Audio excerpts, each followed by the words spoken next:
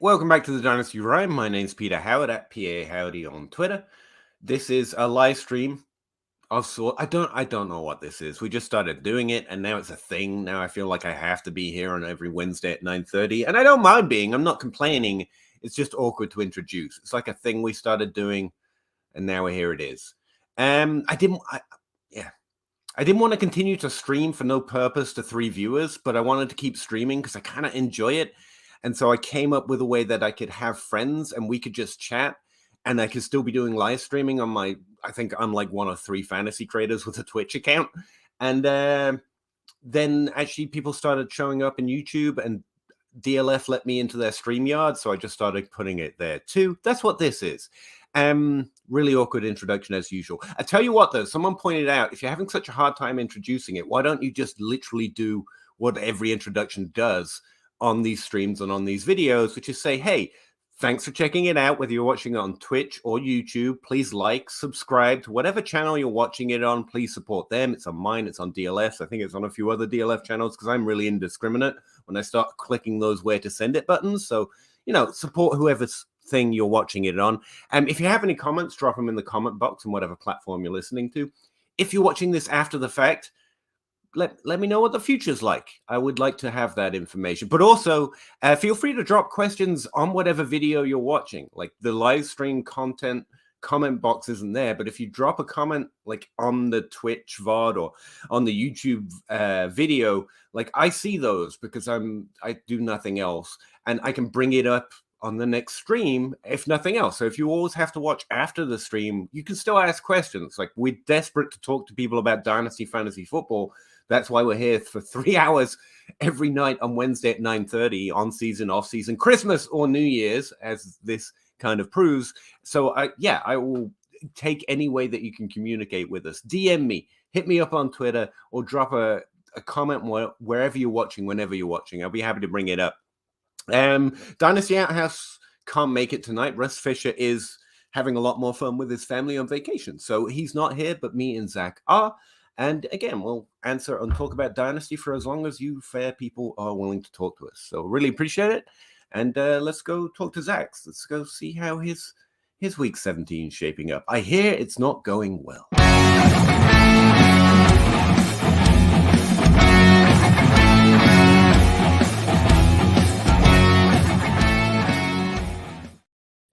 Hey Zach, how's it going? Oh, fantastic, Peter! It's about 3:30 in the morning where Russ is, so that's why he's Nice. not. That's why he's not joining us. I think instead of like the awkward intro, or instead of the canned cookie cutter intro, you got to start doing what Gabe Gearing used to do with the open bar, where we would be, how we always have our backstage talk before. So we get in about 15-20 minutes early. Peter and I actually enjoy each other's company, and so we actually talk before the show, after the show, and with you guys during the show. I think you should just come in at 9:30 in the middle of whatever we're talking about. Don't give any heads up, nothing. Just go, and then once we come to a point where we can roll into the chat, then that's the answer. But there's a few problems with that. One, I'm neither as handsome, talented, or good as Gabe, or dishonest to do that. 2, it's normally me who's in mid-rant when one of you mentions, hey, we have to go live. So like I can't secretly drop the dime on myself, like I know. But no, I like the energy of let's get some of these behind the scenes things. And honestly, I think there's some good stuff back. And not that I don't like going back and forth with the chat, because this is awesome, and it's great to be able to interact and answer questions and go back and forth.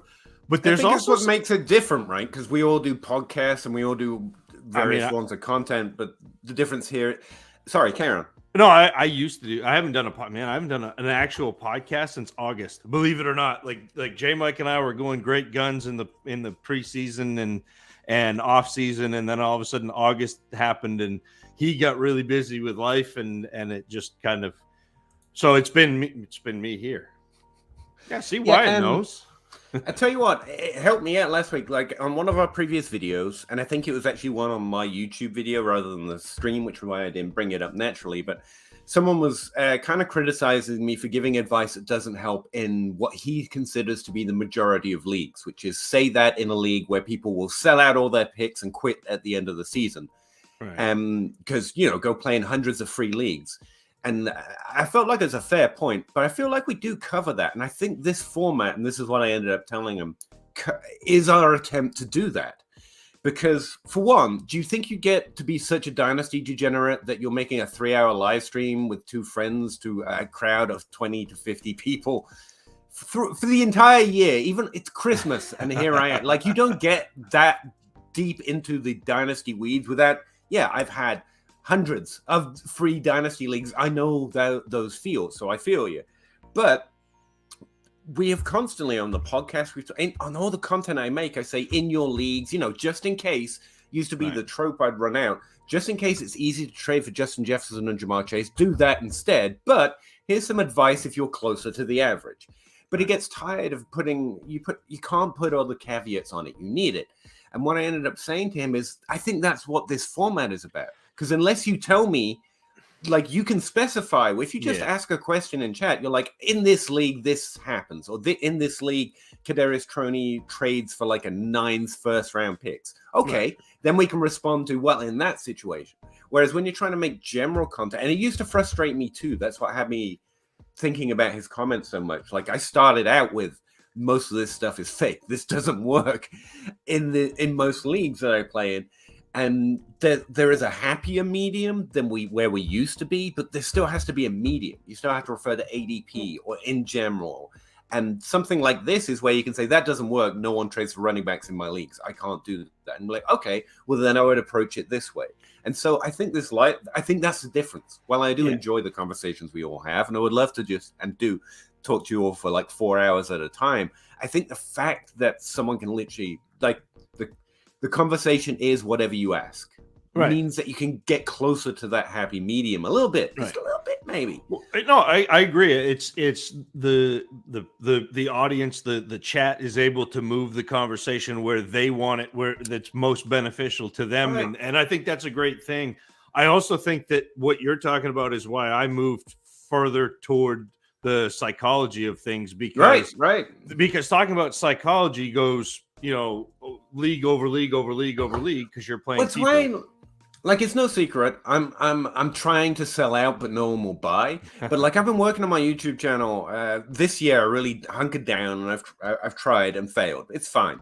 But like, all the channels I've been trying to follow and paying attention to what works and doesn't, like, my content isn't that, because I've always been trying to get towards that happier medium. Because like, you can't tell me to pick up Austin Eckler off the waiver wire and ask me to take you seriously. Like, he's not on most waiver wires. And I can't do the weekly stuff because I'm always locked down into, here's what I think about this problem. Here are the parts of that reasoning that are applicable more consistently, so that you don't have to ask me. At next time there's a decision to make, you don't be like, oh, I got to go find out what PA Howdy thinks. No, the work I did was to find the parts that you can always apply and more consistently. And so that's what I've been trying to do with YouTube. But that isn't what tracks.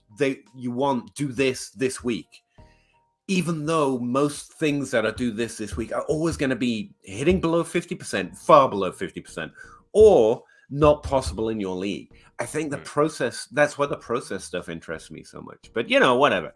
Andrew A, first up on the board. Really appreciate it, Andrew. He was here at 9:05, so your timekeeping is better than mine.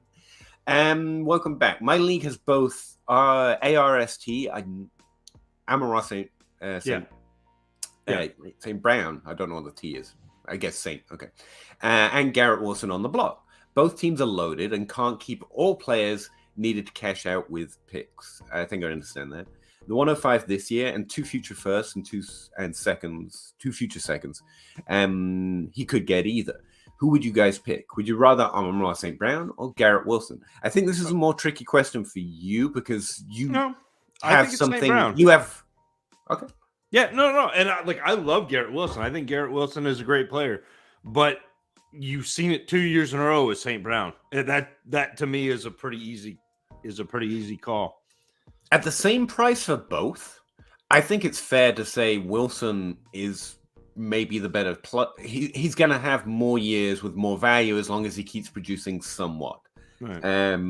But Amon-Ra St. Brown is the upside play. He's a play that's better to start next week and next year. And so that's where I go.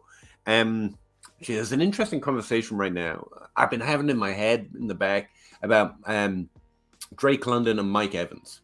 Because CBS guy who actually interacts with the Dynasty community, which is fun, Heath Yep. Cummings was talking about how Mike Evans is actually having one of his better years ever. On a per game, on a per opportunity basis. And that fits into a lot of conversations about how, 27-year-old wide receivers are the shit if you want to score points. But it's also where Dynasty is like, I don't like that guy anymore. Because a couple of years ago, my argument against Mike Evans was we're valuing Mike Evans where we want him to be valued when he's 27, but we know we won't value him there. And I've been fucking right. Because he was continually drafted like top 5, top 2 rounds in Dynasty, which was fine. I get it. All I was pointing out is we're paying more for a not top 12 season. And the minute we start being in the top 12, we'll start devaluing him. And it's just weird. And that's what has me making the point about Garrett Wilson here. It's like, yeah, Amon-Ra St. Brown, but like you're going to be frustrated because Garrett Wilson is going to hold more value than Amon-Ra St. Brown for most of your league mates for the next 3 years. But Amon-Ra St. Brown is the better player to get. So that's the way I would go. But I'd try and like take a little off the price because he might be easier to trade for. You keep reminding me of how I had these league winners, Kirk Cousins and Evan Engram, and still lost. Pain. Yeah, they have been great. Trevor Lawrence might have been the better video title, to be fair, because that's especially the Dynasty win. What is he, the QB7? On the season, and over the last 4 weeks, he's up there with Kirk Cousins in terms of his winners and losers. Tell you what I'm disappointed in. I have most of these guys that we're talking about scoring at a high rate since week 14, a lot in best ball. They're like my guys. They're Evan Engram, they're Kirk Cousins. A lot of them fall to me. And yet, since week 14, my expected dollar win rate on Underdog, where we did all those for fun drafts this offseason, has been dropping. Like, how am I failing when my players are starting to hit? I hate myself. But there you go, Connor. It might make you feel better. I am also struggling over it. Andrew A. Must say, Zach, 3 pods ago you brought up Kittle. Hell of a call. Yeah, he tends to do that. Yeah, Kittle's another one. Appreciate you, Andrew. Since week 14. Either of you either of you guys ever done would be interested in auction startups. Seems fairer than Snake, but way more work. I like auction startups. I like drafts, though. John Bosch has talked a lot about the value of auctions over Snake drafts, and I think broadly he's right. But he's right in the same way that best ball is, as objectively as I can be, the better fantasy football format. But I play in mostly not best ball leagues. So best is what you enjoy. But yeah, I think auction is great. And I have played in auction. I prefer to do snake drafts because that's primarily what I prepare for, what my mind. So, and I understand you can go get anybody. Well, if you are playing in a snake draft with trading, you can go get the guys you want also. So it is. It's play what you enjoy. Auction drafts are fantastic. They're fun. Sometimes it's difficult to get a read on what the value is going to be in your league. I know that John Bosch and Kevin Cotillo are fantastic. They're masters at waiting, and they Bosch does slow auctions. So there's a timer. There's like a 12-hour timer or an 8-hour timer on the bid, and so when you make a bid, it doesn't come off the board for that set length of time. And if somebody makes a bid over yours, it resets. And so they're fantastic. They're masters of redlining. So like waiting for it to get all the way down and then bidding it back up, and also masters of figuring out the timing where they can make a bid and it goes all the way down because nobody else has any free capital to outbid that. Like there's a whole different strategy to it. So it's I think it adds another nuance, and actually I think they're right in that it's a more accurate way to do. Like I think objectively it's better because there's no way Amon-Ra St. Brown should cost the same as Garrett. Like we were just talking about Garrett Wilson and Amon-Ra St. Brown, there could be more nuance to that value, and you can reflect that better in auction. Here's the thing: I think some of us get bored easy.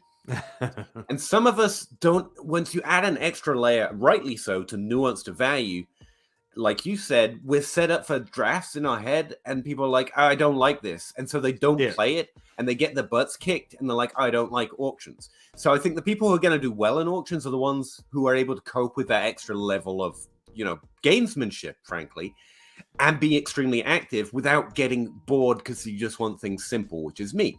So, like, if you get... Like, you're going to love auctions if you have that active mindset and you want to constantly be engaged and you want to think about value deeply, or just good at it, or gamesmanship in general.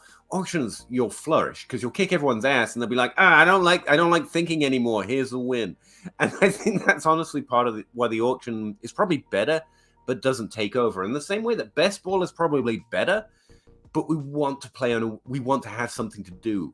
Like we want to say, I set that feeling of I made these choices this week. I won this week. Anyway, I think it's an interesting point. Senior Long Johnson, which is a great name, by the way. Hey, Wyatt, thanks for showing up, man. Carl's redraft 12-team half-point PPR. Start 3 of these. I haven't done projections yet. I'll be honest with you. CMC, Zeke, Akers, Walker, and Foreman. Akers, are you buying the playoff push here? I mean, he had a good game against the Broncos, who are a shell of a team. Like, and that's not Akers look fine. I think Zeke and CMC are 2 for sure starters for me. With this. I can't answer your question, by the way, Carl. I just have to look at it because I haven't put it in my sheet yet. Over the last 3 weeks, Ezekiel Elliott's been averaging like 17 points in PPR, and Pollard is injured. So that, like, to me, it's a no-brainer. It's definitely Christian McCaffrey, by the way. Yeah. He's like the running back 1 projected this week and is also doing well since week 14. So yeah, you're starting Christian McCaffrey at least. Zeke, Akers, Walker. It's McCaffrey, Zeke, and then I'd have to really dig into who that last one would be. But yeah, Zeke is like running back 25 this week, which isn't great, but he's better than the rest of these guys here. Zeke is running back 25. Cam Akers is running back 12 for the week, and I'm just looking through one projection source right now, but it's the best one, so I feel pretty confident my projections are going to come out similarly. That's why I'm referring to it. I think it's Christian McCaffrey and Akers to start off. Zeke isn't projected particularly well. I think they're wrong on that, Pete. I don't think they've come to grips with the fact that Pollard's going to be out. That's fair. Ken Walker's is both that as well. And the fact that, so like right now I'm going to say it's Zeke, Akers, and Walker, but I think, CMC, Akers, and Walker are the top 3 for this one site that I'm checking, but Zach has a good point about how Akers has been making those numbers recently off of the schedule. And if Pollard is out, this will probably change. Yeah. So it's CMC and Walker, and then we've got a coin flip between Zeke and Akers. Right now I'm leading Zeke, but projections are currently leading on Akers. So check back before your week just in case. And again, you can at me anytime. I do projections behind the paywall, but I will answer questions anytime. I'm very desperate for interaction. Burrow or Herbert in Dynasty? I don't know, flip a coin. I want to go up a tier if I've got either of them. Yeah, I think they're both like right in that like second. They're very good, both of them. I don't know. Yeah, you have the same Dynasty player now. Basically. Yeah, I think that if you're trying to trade for either of them, it's a good time to trade for Herbert because he hasn't been great this year. Yeah, That's a good point. It's probably easier to get Herbert if you're thinking about who to try for. But if I have to roster one right now, I'd rather roster Burrow, but I'd rather trade Burrow for Herbert plus. But yeah, It and makes sense. it's wild though. Like they're both going to be right around 70% completion. They're both going to throw, probably somewhere in the neighborhood of 30 to 35 touchdowns. They're both going to throw somewhere in the neighborhood of 4,500 to 5,000 yards. Like they're very similar. I think Burrow may be a year younger. I mean, no, Herbert may be a year younger, but they're going to play for 10 years. So it's the Spider-Man meme, Cecil. It's they're both that same, like they're very good quarterbacks. They're probably like QB 4.5 or 5.6. Like, yeah, the minute you put Dynasty on the question for me becomes more about value. And they're in the same tier, so it's flip a coin, and whichever one I can get at a better rate if we're talking about trades or drafting. Jason, with the car news, I don't know what the car news is. he's not playing. Okay. Do you still feel comfortable playing? Oh, fair question. Adams, have Lockett on my bench. Still going to get the volume. It's going to be wild though, because Stidham is going to start for. This week is the worst finals week that I can remember. I mean, you've got obviously the news with Carr being set down for Stidham. You've got Derrick Henry probably not playing. You've got Austin Eckler may not play. You've got the ramifications with Carr for Adams. This is just a wild. It's a playoffs, Jason. So I'm gonna do the caveat we've stopped making because it should be known, and especially in the playoffs, though. You got to shoot from your hip, man. It's your team. It's your decision. You claim the victory, but also you have to take the L. So, take it as here's my idea. You go with what feels right. Honestly, when it comes down to the playoffs, you got to play what you think. But if you're looking for a third opinion or a second or whatever, I'm still going to start Adams. Because that's where I am. Adams is more likely to be projected for higher volume. I think he can do stuff even on worse volume because he's Devontae Adams. I think it's more about the player than anything else. While Lockett's a solid option, if I have to pick one of the two right now, this early in the week, my inclination is to start Adams.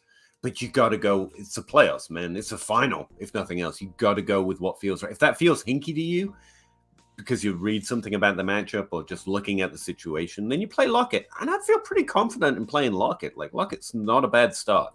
He can go off for as many points as Adams can in any particular week. But that's me. Who is going to be the quarterback? Jarrett Stidham. It's going to be ugly. Yeah, that's what I mean. Like, it's... That's nasty. Yeah. But the Seahawks are facing the Jets, who have a really, like, I don't know. Yeah, they're going up against who was it? Sauce Gardner and company. Although he's not necessarily if Lockett plays mostly in the slot, he's going to avoid Gardner. But that the Jets have a really good Adams is going up against San Francisco. It's like the 29th ranked defense in a positive way. Like I might go with Lockett. 29 is third best. I might go with Lockett and have fun. Lockett's that's a worst defense. That's the hardest matchup on the board. Yeah. But I do love Lockett. I'm not going to be if you're feeling that way, I think it's a fair decision. Again, I'd start Adams. I'm a projection guy. We lose too, man. So that's my opinion. Ask me on Saturday. I might have a different one. And you can feel free to, but shoot from the hip, man, and feel good about it. No one knows for sure at all, no matter what they tell you. Oh, the Jets QB situation is stable this week. Mike White is back. We know exactly. Stability. Mike White, the picture of stability. No, it's Mike White. I mean, he's by far the best that they've got in New York. I am more comfortable starting my Jets wide receivers in my final now that Mike White is. But I know Zach Wilson didn't completely throw up on the field or set fire to the ball in Mike White's absence, but I'm probably going to feel more confident in the. Yeah, I know he's actually bad on the field, but in the points wise, but I'm going to feel more confident with Mike White, who the team literally led like a silent insurrection against Zach Wilson, and all designed and purchased T-shirts to make that point. Like, yeah. But yeah, I hope Mike White starts. But who knows? NFL teams are weird, and they spent draft capital on him. But yeah, it's Mike White. No, he's done. They said he's done. He's done. He's not dressing. Yay. 10-team PPR Dynasty, 2 quarterback superflex, looking to move JJ after season for Bijan. I can see it. And more. What do you believe in values more? JJ is going JJ. Yeah. It's like I can't comprehend the sentence. I need to. It's just. I gotta be honest, Cypher. I tell you what. After the end of next year, Bijan Robinson to Justin Jefferson is almost the exact type of dynasty move. Like we stereotype as this is how you win dynasty. You take the first year of Bijan Robinson, you trade it for Justin Jefferson, longer career, still points. Like that would be the move. But I don't mind the energy because you're going to get a huge value swing with the minute he's on the field and playing. So you could get 1 year of Bijan Robinson, then go trade him for Justin Jefferson plus probably by the end of the year. But like JJ is worth at least a first more. I think that's fair to say. Yeah, but I don't know that you're going to get another first on top of the 101 this year to like and even if I do, Justin Jefferson is what I want. Like Justin Jefferson is my end game. So yeah. I mean, but look, people play it different ways and people want running backs, but like man, I don't know if I'm trading a 23-year-old top wide receiver who just had the best start of a career in the history of the NFL. That's the thing. There are multiple ways of playing fantasy and dynasty and winning, and different people playing different ways win every year. So like I try not to answer based on assuming you're playing like if you're playing how I play dynasty, like no, I'm not trading Justin Jefferson to try and get Bijan Robinson. But if I were, which you clearly are, I want at least an extra first on top of the Bijan Robinson pick. And I would do it closer to the draft because, man, I know it's not going to happen. And I know I'm the guy who's been memeing about the 2023 class like I memed about the 2021 class because every class is brilliant and every player is going to hit at this point. But it is not impossible Bijan Robinson doesn't get drafted in the first round or gets injured at the combine or something to drastically change how good that kind of trade would look day one of 2023 season. Like that's just another additive where you definitely don't go below a first. And if you can't get it, that's fine. It's probably protecting you from yourself. But yeah, play Dynasty how you want. Wyatt, a continuation from Twitter earlier. Oh, what did I say? No, it was me. Why am I always in trouble? It's you. It was me. Great. What lower tier tight ends are you most interested in at cost in hopes of a possible ascension? I mean, Evan Engram too on the nose right now? No, Evan Ingram's a good one. To me, like, Peter, you're going to like this one because Freiermuth right now is like tight end 9-10. Freiermuth is where Hawkinson, I'm going to get another. Yeah, well, Freiermuth is where Hawkinson was 2 years ago in terms of being valued and being undervalued to the upside. So it's like Freiermuth, it's McBride. David Njoku had a really good season this year. He's starting to Dulcich, sorry. Engram, Jelani Woods is another interesting athletic tight end who you say that, Peter, but you're not like he's a rookie. He's been very athletic. He's made some really nice plays. He's got potential to make that big jump, and that's what I'm looking for. Is like those 6 guys are my list of undervalued potential. So that's where I'm at, Wyatt, with that look, and it's all guys like outside or like I guess Freiermuth is like tight end 10, but like all guys outside of the top 10 that I'm interested in because they can come into the top 10 really easily without me having to pay that price of a top 10 tight end. Outside of the top 10 scoring or No. ADP or ADP, not scoring. Like people won't believe in half of these guys that score. I mean, like Evan Engram next year will be like tight end 15 off the board, even though he's tight end 5 right now. Like that's and here's just how. Here's the part that I love about Evan Engram. Even though he's a tight end 1 over the last 4 weeks, he'll still be cheap. Yeah. Like when people don't want to believe something, they won't believe. But that also comes with the caveat of don't ever expect to trade him for what he is worth if it continues. Right. Because that dynasty, I must have been right. I'll just keep saying it until I'm right. We'll follow him. But like, yeah. I was just going to look up. I thought Pat Fairmouth was in the top 10. I'll be honest with you. Yes, he's like this 9, 10. Six in ADP and DLF right now. But again, it lags behind by a month. So you could very well right. Dallas Goedert's an interesting one. See, that's the thing. It's about who... Playing value at tight end is difficult because there's one that everyone values. There's another one where people are like, yeah, probably. And then there's one that everyone values because everyone else will value him. That's the 3. And then there's kind of this, people probably rather roster them, so you have to pay too much to get them. And so you're seeking the ones outside of that group that belong in that group. And that's Evan Engram to me. I think that could be Greg Dulcich, whose name I should probably learn to say right. Dulcich. I think Trey McBride is interesting. I think Isaiah Likely is interesting. Yep. Okonkwo's had a pretty good run of it in Tennessee, but they're not necessarily high volume. And that's what you're looking for too, is you're looking for teams that potentially will throw to the tight end. So teams that have a higher volume. And we talked a little bit about this at the beginning of our conversation, Wyatt and I did, where if you're in a tight end premium, this is a totally different list because the tight end premium is go search by targets, go look at the tight ends that have 100 targets or more, and those are the guys that I'm interested in. Also, I just made a video on tight ends, but the only reason I bring that up is one, watch my video. No, this is a part I forgot to mention, but I find it really useful. There are useful things about tight end that you can just know and go, oh yeah, obviously everyone knows that.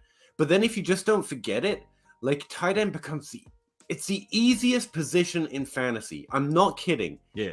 It's the easiest position in Dynasty, and it's the one everyone seems to stumble across. It's like, oh, here's the most obvious thing in the world. Oh, I fumbled it. Like, we can't not fumble tight end, and it's easy. Everything Zach just said is true, but here's the thing. Like, tight ends don't return as often as any other position. So if a tight end stops being a top 5 tight end or stops being a top 12 tight end, he's less likely to return than a wide receiver or even a running back. Right. Maybe quarterback is slightly competitive in that regard, but I normally don't talk about them. Sorry, dogs. I can't say this all in one go. I gotta make a new video. Look, tight end isn't wide receiver. So you have to stop thinking about it as different wide receiver. The other tight ends I pick up a lot. I mean a lot. And it's always worth it in Dynasty. In the DLF Pods League, so everyone in there is smarter and better on Dynasty than me. Like, they've all got podcasts and people actually like them. I picked up Austin Hooper off the waiver wire like 5 weeks ago because he's done. He's done. But I've started him multiple times and got double-digit fantasy points. He won't be a top 12 tight end, or he's less likely to be again. But he's a good player, well within the age career arc of like, he's going to keep playing, and he will be more often like easier to project in getting startable targets and producing double-digit fantasy points. Like, that's not what we're looking for, but it's consistent. Those good players who get older and change teams and everyone wants to get rid of them too soon are going to produce fairly predictable, usable, startable weeks. So Austin Hooper, Hunter Henry, like every year I end up picking these guys off the waiver wire. I can't get Greg Dulcich off the waiver wire, which is the advice you'd get, or the advice we used to get 5 years ago. Go get this rookie tight end who's doing well. No, Dynasty players caught up to that. Or even Trey McBride. You won't find him on the waiver wire because people know he's a rookie tight end. You might find Austin Hooper. or Hunter Henry or Noah Fant. Maybe not Noah Fant. He's done a little bit more recently. But those players who drop off the end of the career arc because we think wide receiver, this guy's done now.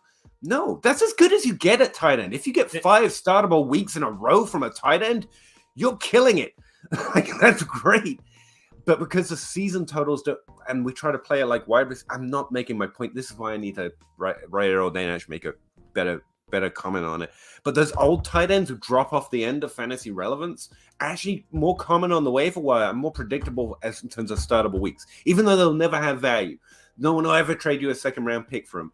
They'll never be as valuable as Greg Dulcich is right now. You can actually acquire them and start them for as much. What do you think? Weird.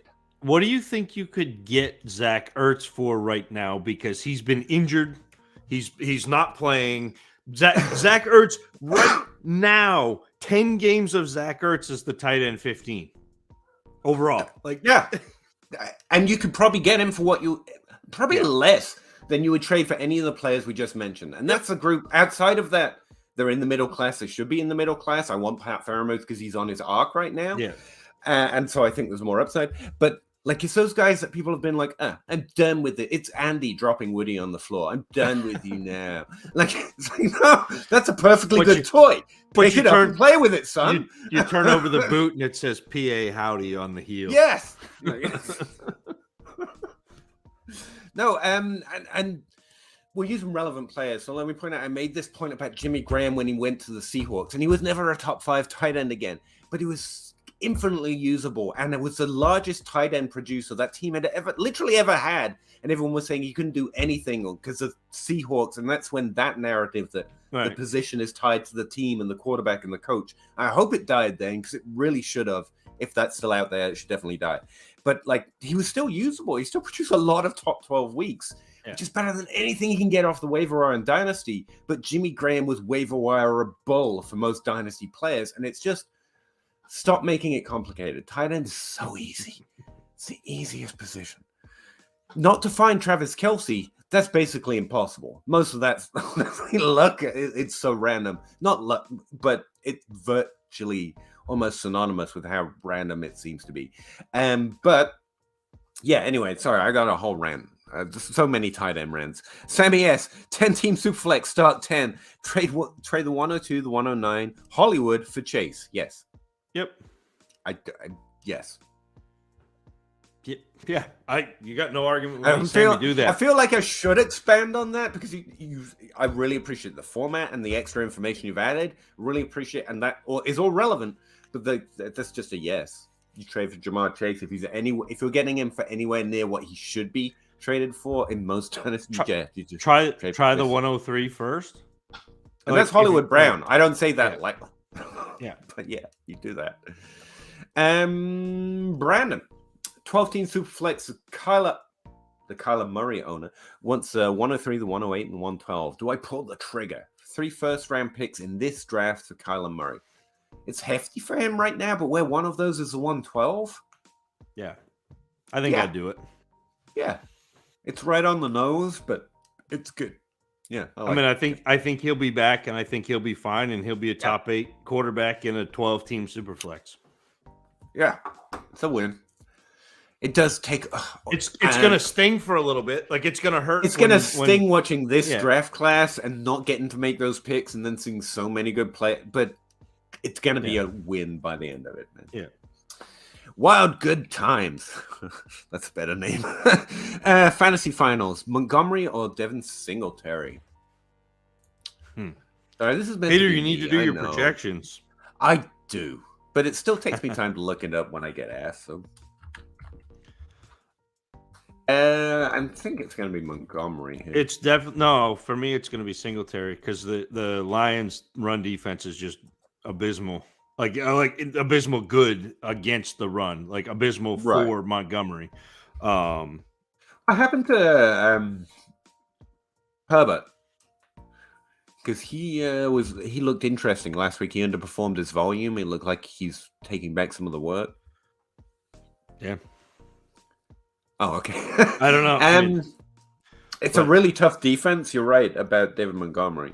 Yeah. Man, I don't like it. when I disagree with you. Actually, I really do enjoy that. But like for projections, when I haven't done the work yet, feels a little awkward. But yeah, right now it's Montgomery for me, and Zach's got good insight into why you should do the opposite. Yeah, I'm so going sorry. there. Well, we had Split this decision. conversation a couple weeks ago, and I don't remember who the running back was, and I could look it up because it was a couple weeks ago, and it was against the Lions, and I said that's not it was the Jets when the Jets played the Lions, and Zonovan Knight had come off 200-yard games, and somebody asked about Zonovan Knight against the Lions, and I said I would not run Zonovan Knight out against the Lions just because the Lions' run defense is really stout. No, it's a really good defense. It's legit. So against the run specifically, let me just. No, and Herbert's back. I don't know why 4-for-4 is being weird right now. That's who I'm looking at. But yeah, I'm gonna go a Buffalo running back that's not Josh Allen. Yeah, I think Zach's got a really good point there. It's weird, but that's where I'm at.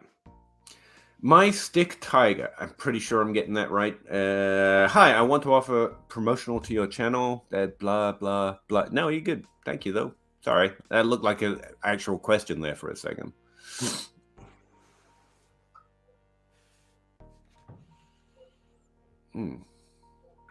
Why can't I do anything with that? Anyway, Todd Radmaker. Last flex spot in PPR. Andre Hopkins, Cortland Sutton, Donovan Peoples-Jones, or Darius Slayton. Woof. Andre Hopkins. That doesn't sound right. DeAndre Hopkins. I know. Quarterback troubles. Yeah, it's not Hopkins. Not with what they've got going on at quarterback there for me. It's. I will never say Donovan Peoples-Jones if you just want to know if that's on bias, or Slayton.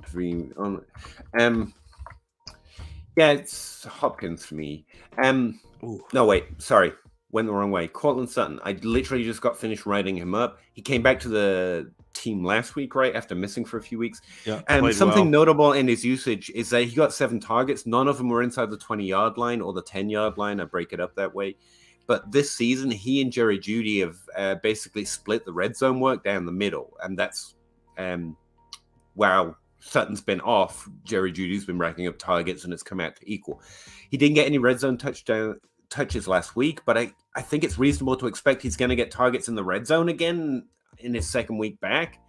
And because of his usage and how consistent he's been there, even with that terrible situation, I think it's reasonable to expect him to score touchdowns at a higher rate than he's done this year. I think the last one he scored was back in week 8.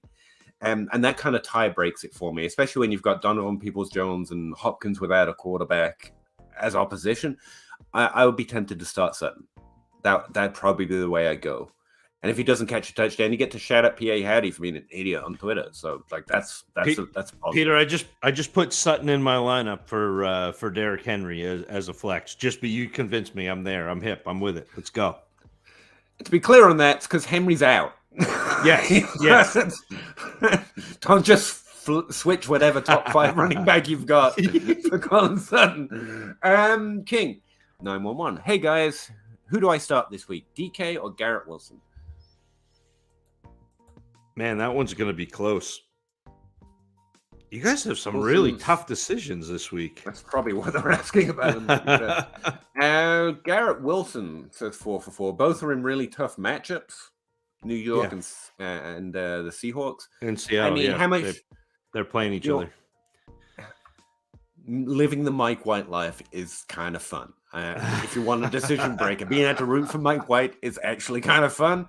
And Wilson leads in projections right now from one of the best sources on projections I know that isn't me, but actually better than me. 4-for-4. So yeah, right now I'm leading Wilson. Again, check back with me. Or anyone else, obviously. As the week goes on, because we learn so much before the games. Steven, 10-team Superflex tight end premium, start 10. True. I consider it a pretty good format. That enter key is just...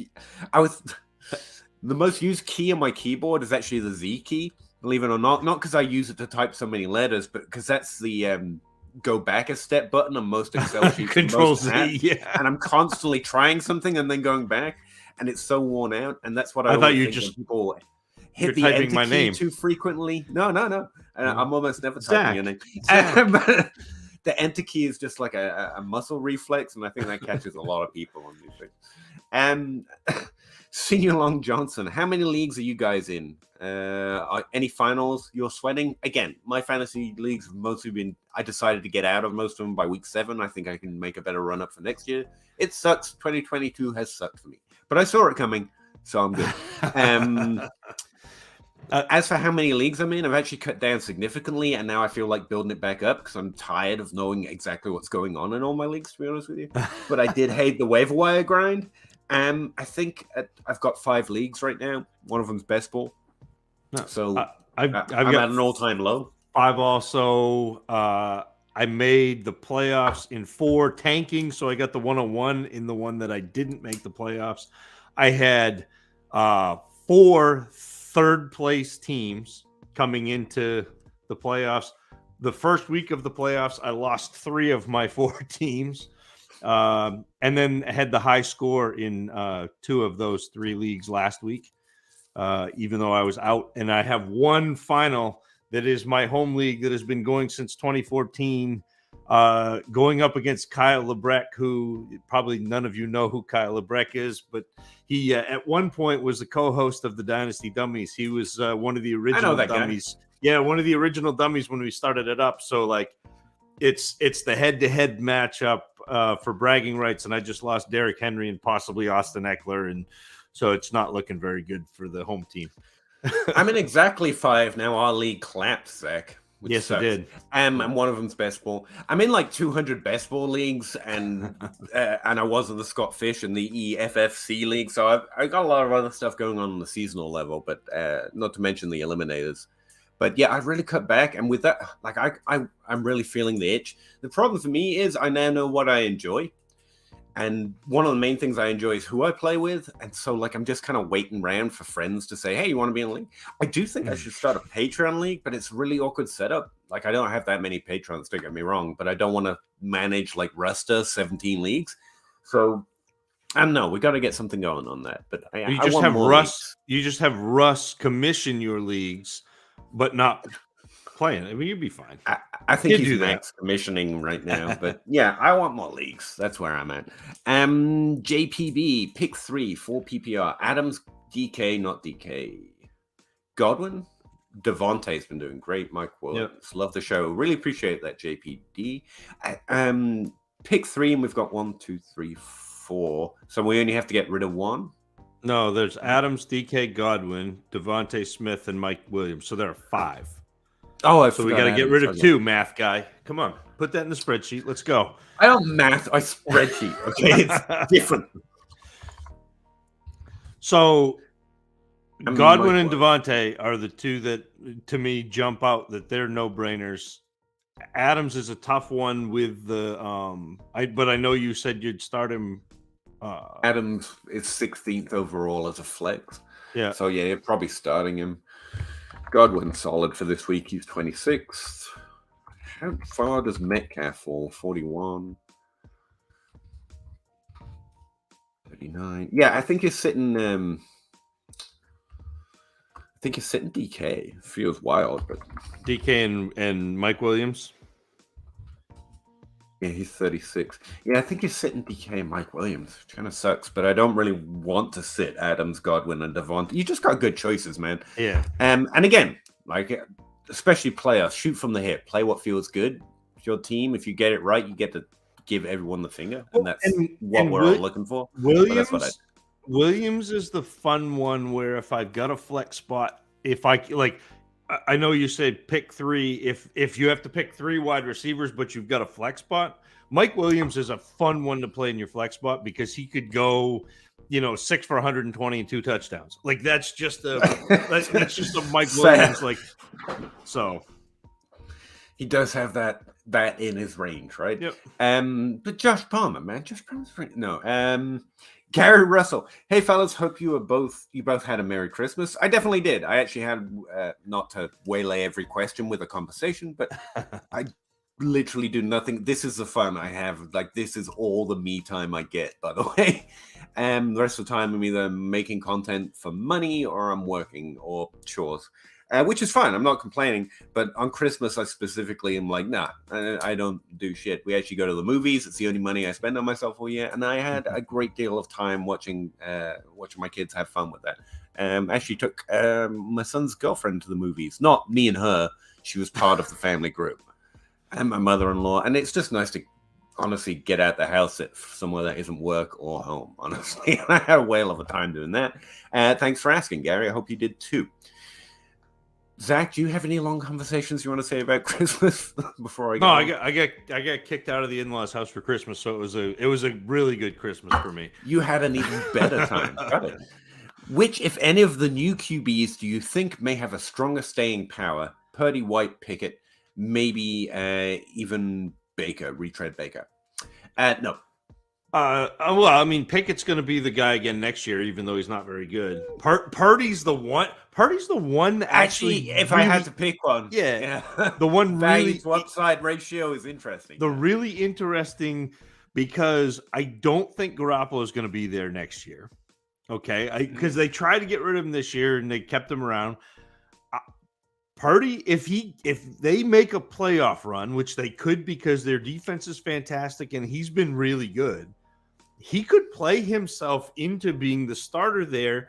And there are enough QB needy teams that I think they could trade Trey Lance for a pretty good package and end up Purdy being the guy there. Yeah, it's weird. It's wild. Value to upside ratio, I think it's easily Purdy, to be honest. Yeah. Mike White, God bless him. I really enjoy it. I want him to succeed, but he's only like 29. And I know, Dynasty player, right? But I mean, it's a thing. Christian Lewis was able to swing 2 trades for quarterbacks in a 10-team 2QB start 9 PPR league. Got Herbert, Justin Herbert, for Amon-Ra St. Brown on the 103, the 102, the 203, and the 207. Yeah, I think that's really solid. Then got Josh Allen. Yep. So you won. Yeah, you're good. You got for Keenan Allen and Justin Fields. Yes, no, and Hollywood. Allen and Keenan Allen. 2 Allens. Allen squared for Fields and Hollywood, which is a huge win. Yeah. Man, I like that's what taking you did advantage of the brain disease that Dynasty players have. They're both good, and this one's young, huh? Yeah. But the other one's Josh Allen. Yeah. Yeah, that's Dynasty brain disease. Good, well taken advantage of there. The psychology. Zach's been teaching me. I can tell. Stephen Ludwig, 10-team Superflex tight end premium start 10. Give Tua Pickens, that guy. Okonkwo, he's the tight end in Tennessee. I was waiting, hoping you would fill in that space. Thank you. Late 23 first, late 23 second, and a mid 24 second. Get Josh Allen. Yeah, the answers normally get Josh Allen. And yeah. And I'll tell you, so I know that we've been really big Tua fans on this podcast. Oh, I am really concerned with a third concussion this year because it's not something that we know. I hope that it is. I'll go further than I hope that's concerning. Yeah, because that's legitimately concerning for any person. He's not prone to concussions. It's just when you have that's concerning. Yeah. I hope the team is concerned, and all of that adds up to. I hope there is risk in Tua, to be honest with you. And also, I hope he stops getting concussions, in which case that danger would go away. But even if that wasn't the case, Josh Allen's side here, to be clear. Yep. But no, it's a really good point. Yeah, it's a good point on Tua. That's a nice I don't think move. you can be prone to concussions, particularly. Well, but once I don't think that's the thing. Once you get them, though, it becomes easier to get them. That's the thing. Yeah. And also, it's cumulative. The damage doesn't fix. And that's it. Yes, and again, not doctors, but as a person who watches and is interested in football, it's just overly concerning. Yeah. Good point, Andrew A. When you guys are evaluating wide receivers in college, who have? Sorry, my reading comprehension sucks today. Do you value breakout age or final year production? Oh, good question. I'm about to break everything down and re-go over because I do that. I'm obsessive with trying to beat my own process, which is why no one likes me. But I don't use breakout age, but I'm in that box. If you want to sample them out into 2 boxes, I found the best, especially at wide receiver, I found the best results by adjusting what they did based on what most players did at that point in their development. Physically is where I think most of the signal comes from, because if you're an 18-year-old playing mostly 24-year-olds, because most teams are filled with mostly seniors doing most of the work, I think that's where a lot of that signal is coming from. One of the reasons I'm going to break, well, I do it anyway, the change in the nature of college football right now might start confusing and obfuscating that signal, and I'm seriously worried about it because it's kind of the core of my wide receiver process, and there are legitimate reasons to suspect that those adjustments are going to become less usable, less viable, or less important. I don't know yet, but I have concerns. But yeah, I'm in that box. If you're going to separate everything to peak to age adjusted, I'm in the age adjusted box. Travis may be damned, but he does do pretty well with peak production. And it's funny because I don't use the numbers when I do my evaluation process. I do it post evaluation process, and I do it going into post draft. But for my initial evaluation, I'm a film watcher, and so I'm not looking at the numbers.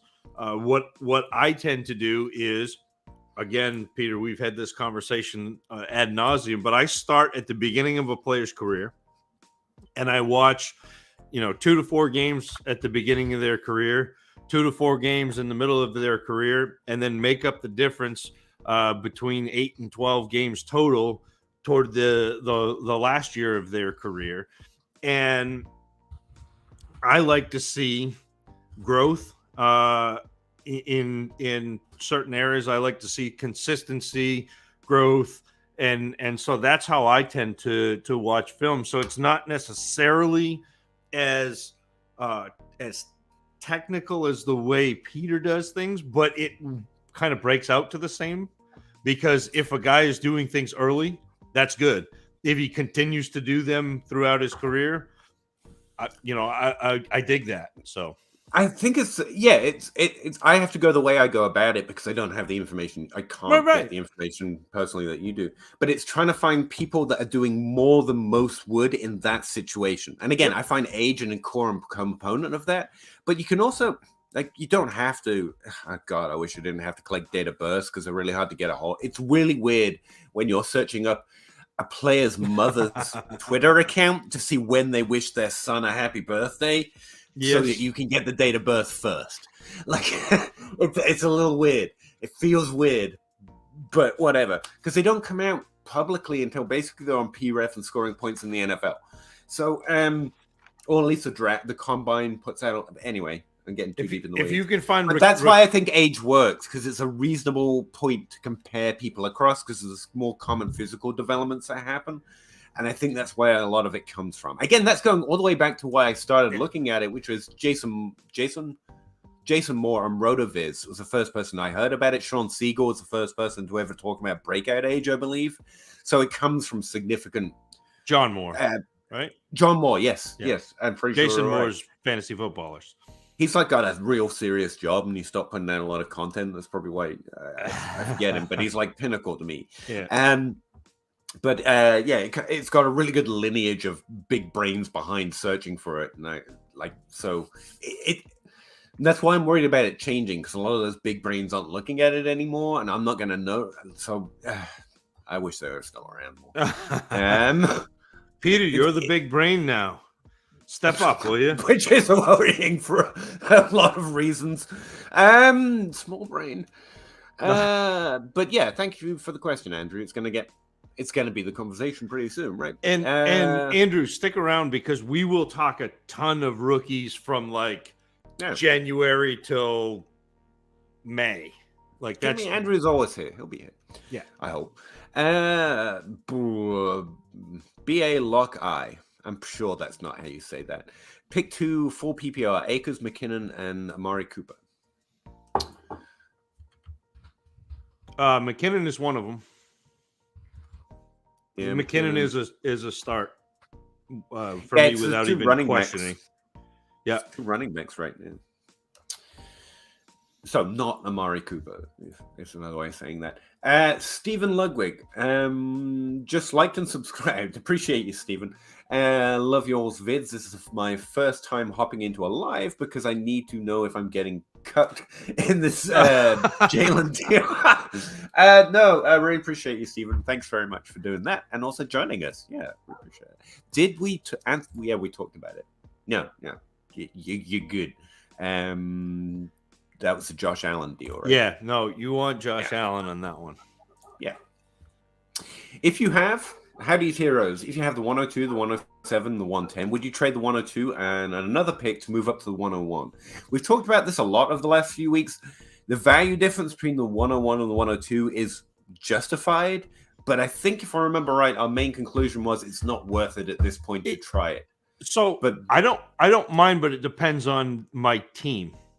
So, like, if I'm at a point where I'm stacking running backs, absolutely go get the 101 because this is a Saquon Barkley, CMC, Jonathan Taylor level running back. I'm like, Bijan Robinson is that guy.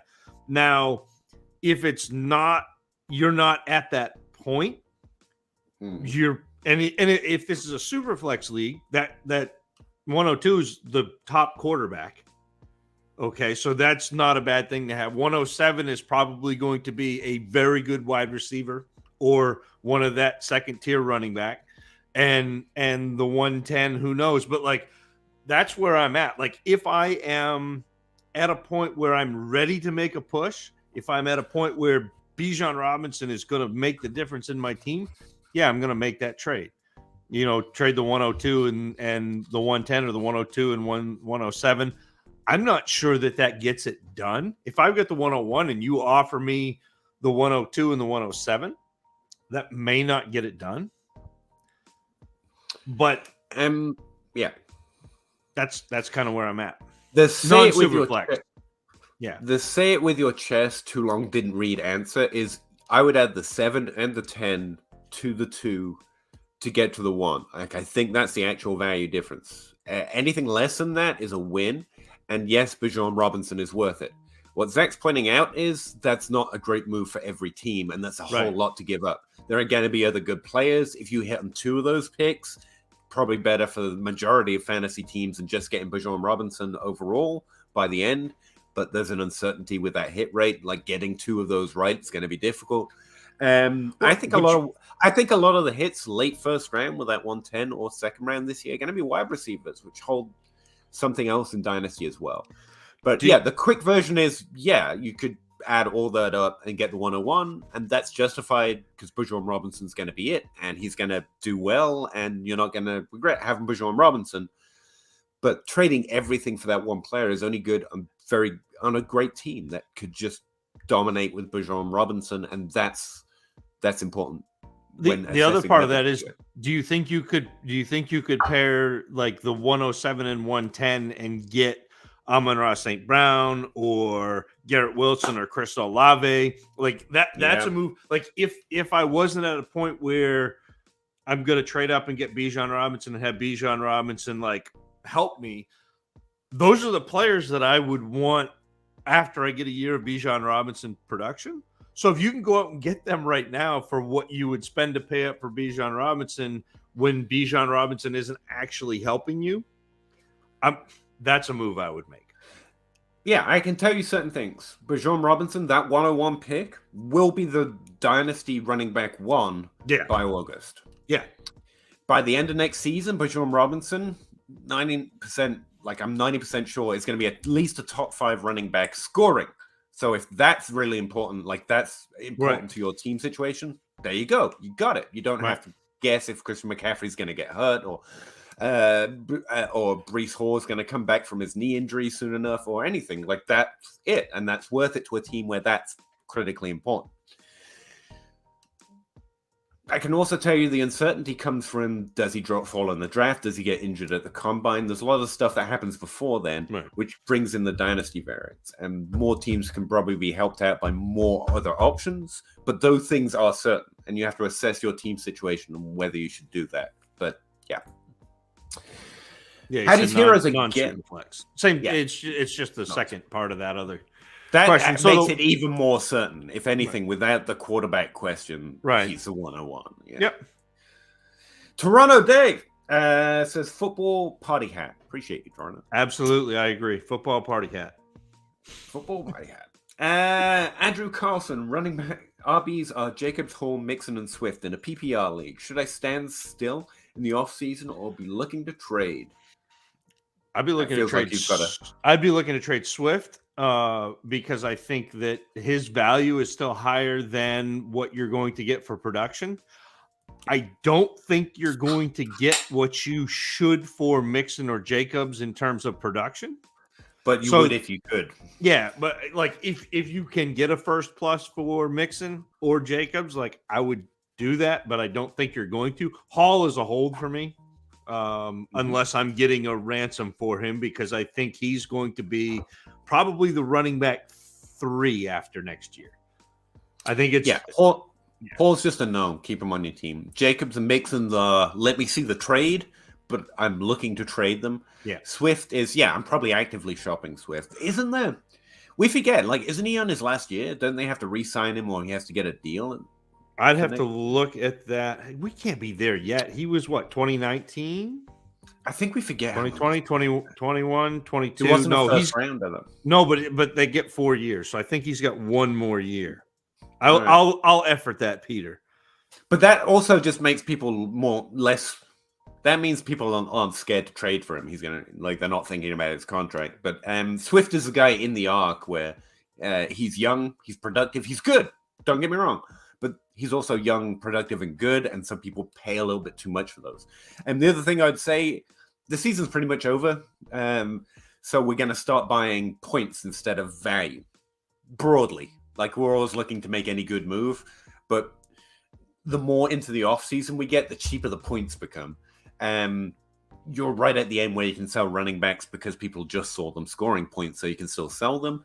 But if your league's in a position where you're like, I don't need running backs, you're probably just holding Jacobs and Mixon, and that's what Zach's talking about. Swift has got 1 more year with the Lions. So okay. Unless I guess they could cut him, but it doesn't.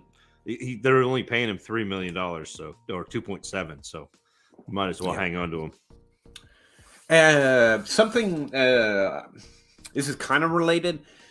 Football guy. I forgot his damn name. It's like the biggest creator in the industry, too, outside of Matthew Berry. They were talking about how weak the free agent class is going to be, especially at wide receiver this offseason. And it's time we started thinking about that. Like DJ Chark, he was saying, is one of the better free agents this offseason, which means people like Zay Jones, who've done pretty well for Jacksonville this year, more likely to get a contract or a contract extension, even though he's got 1 year left on the deal. And we can start thinking about some of that nuance this offseason. I wanted to throw it out because it really got in my head as something that I should think about more. What the NFL can do. I was writing up the Jaguars for this week, and it was I think it really factors into the Calvin Ridley question, because if you've got a rich free agent market, there's more question there. But if there isn't, then the fact Calvin Ridley might be on the roster next year is so much more important, I think. Right. Anyway, Justin Stevens. 10-team Superflex PPR start 10. Have the 101, the 102, the 103, the 108. You have the first round. Got it. And the 205. Also, that's his team. Herbert Law. Yep. I love your team. Mike White. No running backs. Do I need a wide receiver upgrade or just draft running backs? Draft the best players. No. Yes, and in your draft, don't let what you have affect anything about who you select. Just draft the players that are more likely to be better, in your opinion. But if I'm going to assess this team, it's your wide receiver position is pretty mid, but it's really good mid. It's proven. It's upper mid. I'm not scared of any of your wide. It's this is awesome. But you don't have a Chase or a Jefferson or a Cup level upside player. Metcalf is kind of that, but we know it's a little bit more limited, and so And he's there in the value, though. I would be looking like you've got enough firepower at wide receiver right here that you might be able to go get a Jefferson or a Chase, and that's the kind of trade that I'd be chasing for. Or CeeDee Lamb's kind of discounted right now. Yeah.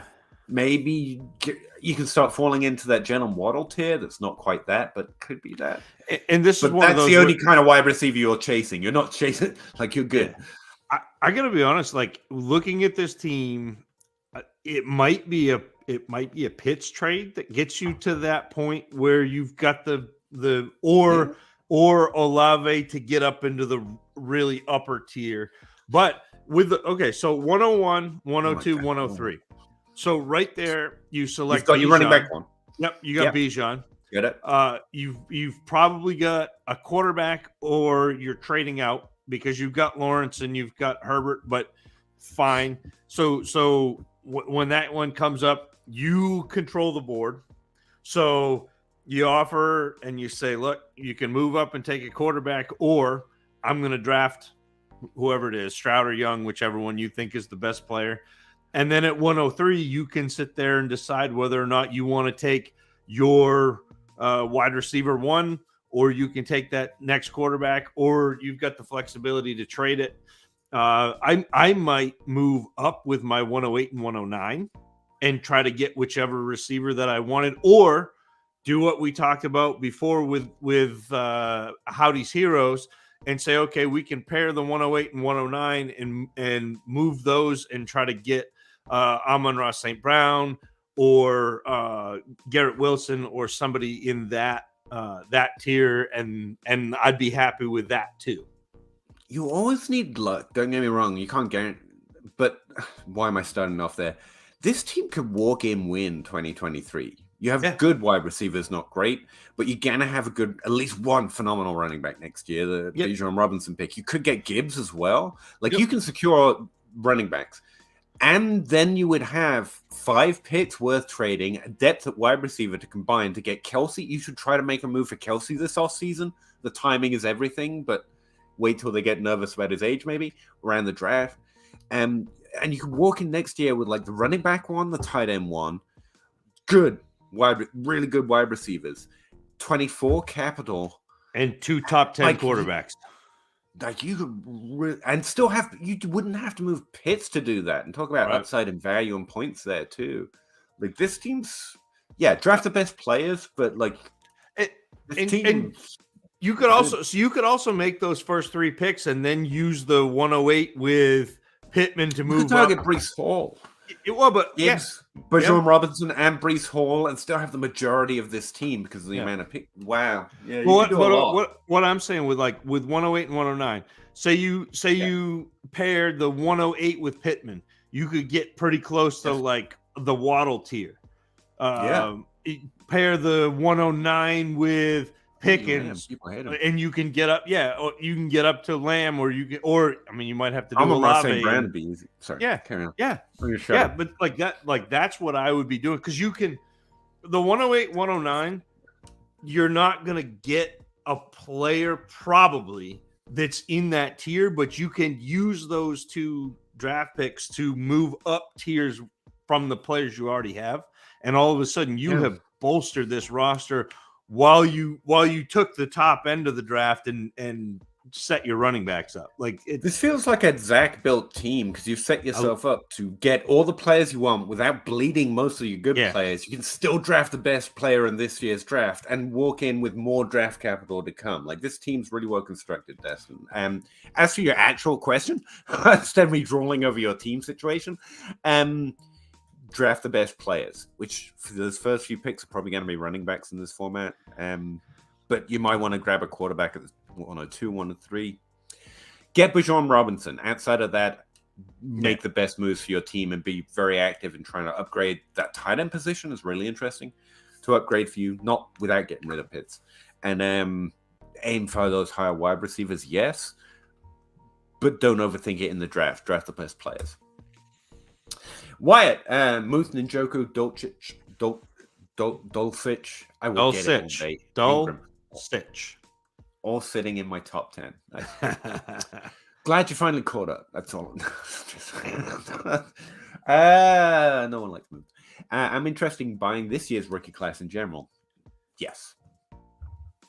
I'm not going to get into it anymore until I look, but I feel like this is a 2015. I think there are going to be great heights, like a lot of good players in this class. I don't think it's a 2017 kind of a can't miss with every pick class, and I think that's kind of where too many people are right now. I don't think it's going to be a can't miss class where every second round pick becomes Chris Godwin. I think it's going to be more Spartan. But Zach keeps talking to me about the depth, and I haven't looked yet. But yeah, in general, yeah. Thoughts on Barkley next season? Top 5 running back. Yeah, but he's saying, do the Giants re-sign him, which is going to be an interesting. I'm not a great contract or what an NFL team advocate or analyst or anything like that, but like he's so much part. They went so hard in on him. He's so much part of that franchise. It feels like they will. That's just feelings. But I don't know. It's dumb if they do. Yeah. Oh yeah, for sure. And I don't know what I'd have to look and see what the cap situation looks like. Well, they let Evan Engram walk, and he's a top 5 tight end on a team that was worse than them 2 years ago. And they let Odell Beckham go, and that turned out badly for him. But it's not like they got anything out of that deal that was worthwhile. Like they don't make good decisions, is what I'm driving at. Right. And I think running back Barkley, well, we're an old school football team. It feels like a dumb thing they do. Not that Barkley isn't good. That was not a comment on him. Sober money. Mike Gesicki might exactly fits on that list I was talking about. Yeah, but he's going to have to go somewhere else. But yes. It's bored with this toy now meme. Yeah. Yep. He's fine. What are your thoughts on Tua long term? I think this question must have come in before we spent 10 minutes on Tua. I actually love the player. I think he's good.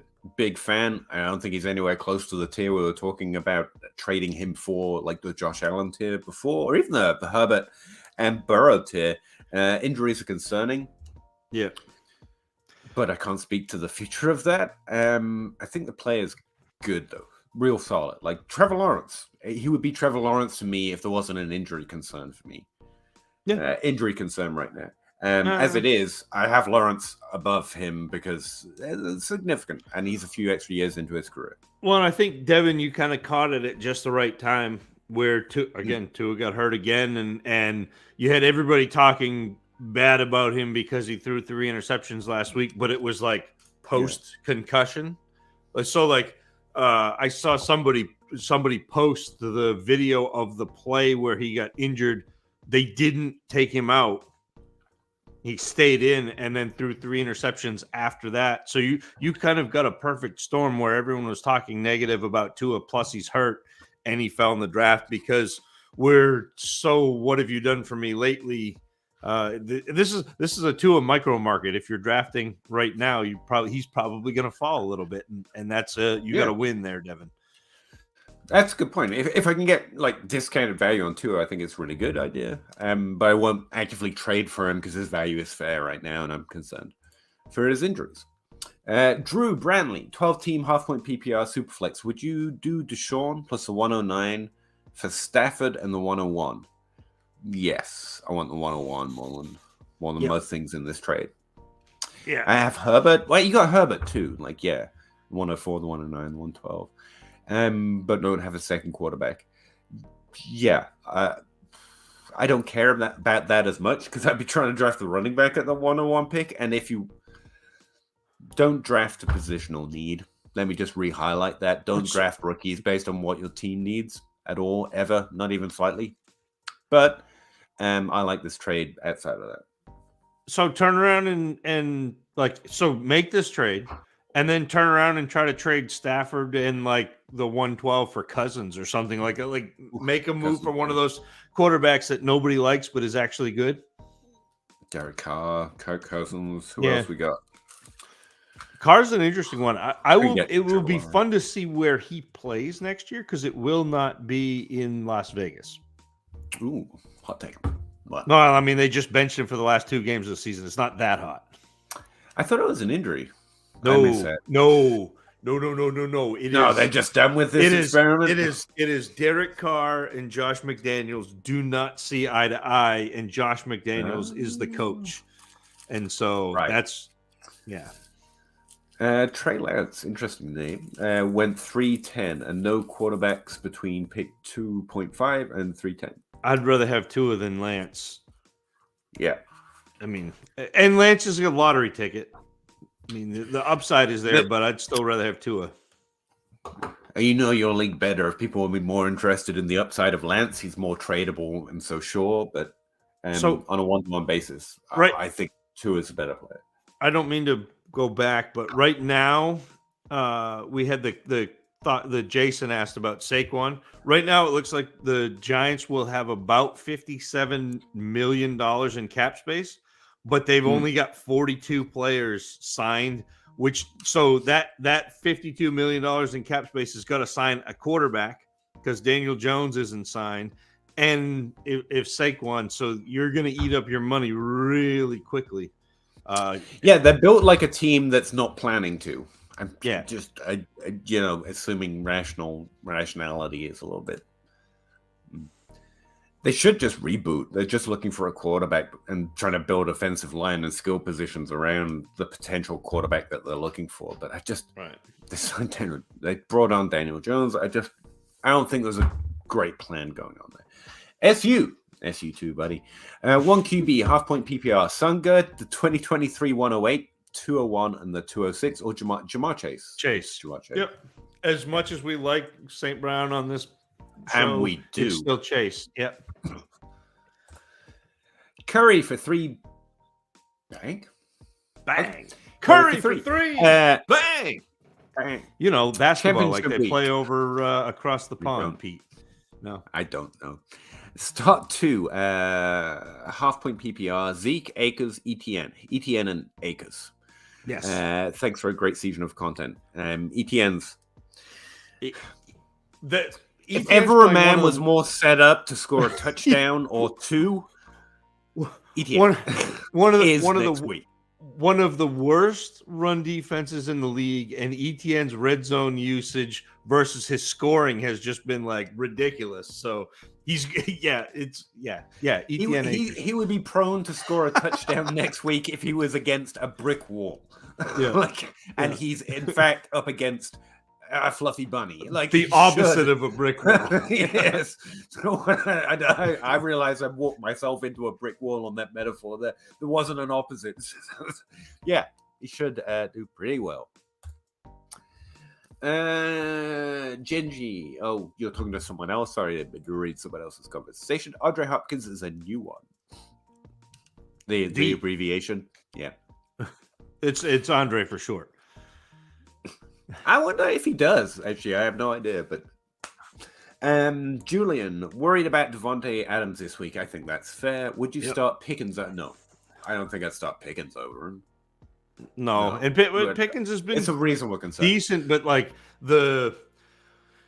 so you're playing for ceiling. Like it's a 1 week. You're playing for a win. You got to play the guy who can go get you 30 points, which is not Pickens. I think. No, I agree. But it's like I am Julian. I am worried. I am. Don't think that I'm not worried about Devontae Adams because Jared Stidham is not very good. Patriots fan here have seen Jared Stidham. Was very happy to wave Jared Stidham out the door, but. Still Adams. Yeah. Oh. All right, I just wanted to check something for myself. Give me a minute. Yeah. Anyway, Pickens is one of those awkward players. It's kind of like Bateman, but I like Bateman's first season more, where he's done well, but everyone's so expectant that they think he did great. Like it's like division. Like there's a division in the league. Some people think he did great. Some people think he did well. And some people in the middle like, and I'm in the middle. I'm like, I think he did well. I want to like him. Like he could be great, but there's too many people over there already. Like that train car is too crowded. I don't want to. Well, I mean, That's an aside. he's had a Nothing to do with 700-yard season. Like, it's not Yeah, like he's been really it's good. done well. But It's done well. but I think people have Pickens is in the interesting bucket of players that I really liked. I was ahead of the curve on coming out, but now everybody has run past me, and I will use Pickens as a trade chip, because I think I can get more for him right now than I think he's valued at, and I can get players that I want more than George Pickens for George Pickens, or for George Pickens and just a little bit. Like, if I can get into that Olave, Garrett Wilson tier, if I can use Pickens and a little bit to move into like Amon-Ra St. Brown, and that, like, I'm very happy doing that. It's a Bateman arc. The difference is Pickens is a type of the role he plays and the things he does that people like. The A-dot. They're so cool, Peter. Everyone thinks that's what a good wide receiver is. Where I'm used to getting a discount on the Bateman types who have a good, decent rookie season, but everyone undervalues it because it's not that cool stuff. But it's still both as likely to be good for fantasy. And I didn't. That's the separation. I didn't get that discount on Bateman despite that. But it's the same arc. It's everyone's run past me a little bit. You're just gonna skip over the Kayshon Boutte reversed his decision. And to be clear, that's got nothing to do with your question this week. It just enters my mind every time someone mentions anything about Pickens. I'm like, God damn it. No, I'm not. Boutte reversed his decision today and declared. Do you have him above? I'm not there yet, man. I can't give you ranks. I don't think there'll be anyone over JSN. I don't know if that's a hot take since I've seen literally no one else. I can't imagine his season was so bad that he plummeted down below anyone else. He didn't really play. He got hurt, Peter, and didn't really play. What mattered then? I have not watched Kayshon Boutte because he didn't declare until today. So he'll be my next watch. I am halfway through Jalen Hyatt. And once I finish up with Jalen Hyatt, he'll be my next watch. If he is above JSN and Addison, then this class is absolutely stacked. I can tell you the only two players I'm marginally familiar with are JSN and Boutte. I know I say it weird. Fuck that. I just do. It's going to be a problem for me. I didn't want that to sound like I didn't think the guy who just reversed his decision is bad. Like, his stats were really good. It's just JSN's were phenomenal. Yeah. So I like, but it's this Addison fella. I've seen a few ranks. Travis May, follow Travis May. Recently posted some consensus ranks, and his name came up, and a lot of very sharp people like him. So I'm not but he's the one I don't know. The other two seem pretty good to me. JSN, he's actually, in the way I do my film grades, he's actually a half a point ahead of JSN as the wide receiver one. Now, I'm not sure in my heart of hearts I would take Addison over JSN, but the way I grade out, he's a half a point. To me, JSN, and I said this to Russ, JSN is Amon-Ra St. Brown, but we've known that he's coming for 2 years. As opposed to Amon-Ra St. Brown doing like things in the NFL that people didn't expect him to do.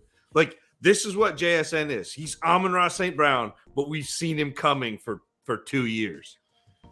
To be fair, I think that's Dynasty maybe, but Devi knew. Like, again, Amon-Ra St. Brown looked good in college to me. His draft. I mean, he was good, but he wasn't like. Yeah, that's fair. That's what I mean. Like I had him in my top 7, but it wasn't, or 7 or 8, but it wasn't like pound the table for Justin Jefferson. Right, it was he's pretty good. He's a good slot receiver, but like, if you knew right now that a wide receiver coming out was going to do what Amon-Ra St. Brown is doing in the NFL, like, you would be very excited about that. And like, that's what Jackson Smith and Jigbo feels like to me. Yeah. So, and that's like, I literally just never come across a name until rookie ranks started dropping. So I have no comment, but it sounds like he's pretty good. 10 teams who flex start 10. Trading for Chase. It's often a good move. What's the most you would give up out of the 103, the 104, the 100? So you have these draft picks. Which ones are you sending for Chase? Apart from all of them. He's got Olave, London, Pittman. I don't just want to send picks. So this is an interesting lineup. Hollywood, Deontay, Bateman, Ridley. Ridley and Bateman just hold. Deontay just hold. His value isn't there. I would consider London plus the 103. That's a good start. Yeah. Decent. And I'd even throw in, like, if they didn't take that, I would throw in a 24 first. So like yes. 103, a 24 first, and London. Like, I would be very happy with that. Same thing with Pittman. Like, either one of those. Yeah, Pittman, same tier. Yeah, one of those would be my first moves. Add one of those wide receivers, London or Pittman, to at least the 103. And I'd be willing to throw in the 24 first. I still think. I'm going to throw in the 24 first to start. That'd be really strong. I was just thinking about that. I'm going to go 103, 24 first, and like Pittman, and say, okay, here, I'll give you this. And then if they come back and counter, then we start looking at what's going on. But I try to come strong when I make my first offer because I don't like to negotiate. That's what I was going to say. Like, I don't play like John Bosch, but I don't play like anyone else. I play like me, and I encourage you all to play how you want to play as well. But we can learn from the way. And one of the things I have taken away, I've taken a lot away from John Bosch and others that talk about value like him is come strong. You want to dazzle with your offer. So that someone even like John will either counter or accept. And John is very much a no. Yeah, no. And I'm that way too. Like, so you want to dazzle with your first offer. So I was just thinking about that. I'd probably add the 24 first to start. And if you know, wow, look at all that. And that guy's young and good. Sammy, if you know your league and you know the person that has Chase and you know that they like to haggle, then maybe don't come with that big offer first. But if you know your league mate and you know that they're like I am and they don't want to haggle, or if you don't know your league mate, I'd make a strong offer because, man, Chase is the wide receiver one. And that's what I was going to say. When you're trying to trade for someone like Chase, you can have that confidence to just make sure you dazzle. You want to make them embarrassed to try to haggle when you're trading for something like Chase. And it's nice that's why it's fun to target someone like Chase or Jefferson, because you can have that confidence of no matter what, I'm getting the thing. Right. I'm getting the golden ticket. So I love that idea of a move. But play how you play. King 911, loads of laugh. That's why I'm asking for a second opinion. It's tough. Mike White is my boy. You and Pete just riding the Mike White roller coaster. One roller coaster I'll put my hands up for. Drafted players at 29 years old. Let's go. I'm pre-airing my hands. I'm in 5 leagues and made 1 final. Me too, Genji. That's Me too. Actually, a pretty good rate. I thought about this a lot, especially since cutting down my leagues, because the disappointment escalates the smaller leagues you play in. So I've DM'd people that I know that whore themselves out in different ways than I do, specifically selling their I will play with your league. And that's actually a pretty good rate. Like, rough numbers from people that I think are very, very good and actually sell the skill set and are worth it. And you should play off pretty much 100% of the time if you're good. But getting to the finals, like a 70% rate, and then winning is hopefully just better than a 50% rate. And that's from the players I think are the best at this. So 1 in 5, yeah. It's why I want more leagues, man. I'm tired of feeling disappointed. When you play so few leagues. And again, people beat that rate consistently. But as an average of good players, I think that's a standard I want to beat. That's the standard I hold myself to beating. But when you're only playing 5, man, it feels so bad, even if you're hitting slightly above that. More leagues better. So Tyler Algier, good question. Are we falling for this? For the right now, yeah, but not long term. No. I was define falling. Like he's a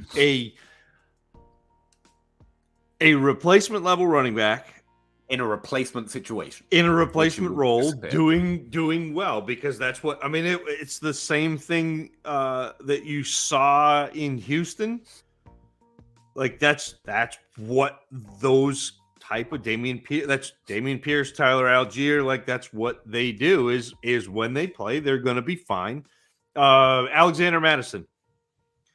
Every time Dalvin Cook went down, Alexander Madison stepped in, played well. Like Well, not every time, but he at least got the volume. I mean, sometimes he's disappointed, but yeah. I'm giving the point. I think if you go back and look, more often than not, he was a good option, and I think that's kind of what Tyler Algier is. I think that's what Damian Pierce is. If I can get a first for those guys, which Damian Pierce you could get a first for, because PFF was going crazy with Damian Pierce tweets. It was like Damian Pierce, Gabe Davis, Damian Pierce, and that was like the PFF preseason.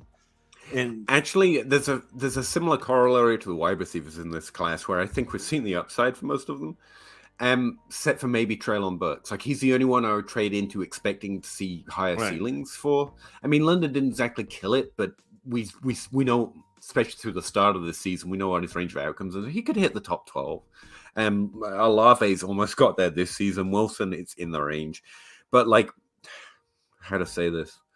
They're all 75 to, well, apart from Olave, to 90 target receivers in their rookie year. The guys that we really get excited about are the 125 target guys in their rookie year. And I don't think, and those numbers off the top of my head, I don't think this class is going to produce many of those. But, you know, DeAndre Hopkins came from a class like that. So we don't want to undervalue these guys, but their value might be outkicking their coverage for their expectation, because these are the good players from this class, and we know that, and we love young players. I think that's overly biased. Anyway, I got to think that thought through before I bring it to a live stream, I guess. But hopefully some of it gets through. 10-team Superflex start 12, 110, and Cup. Garrett Wilson's got 119 targets already beat. Yeah, rough numbering it. He's going to hit 125. We're going to be excited about him. They're fine. Excited. They're fine. 110 and Cup, or Ken Walker and Zamir White. That's really low value for Walker based on ADP and keep trade cut. But yeah, if that's the value you can get, I want the Cup and the 110. Like, I don't care about Zamir White. Okay. And Ken Walker's, we've talked about this way too much. Yeah, it's a 110 on the Cup. Ken Walker is like hover around running back 12 for his career. Yeah. Yes. Cooper Kupp is like hover and around. Continually have to have the receiving debate every time he has a good game. Like anyone ever said he can't catch the ball. No, he can catch the ball. He's not going to be prolific at it. Cooper Kupp is going to be the wide receiver one, or in that conversation for the next 3 years. I'd rather have that.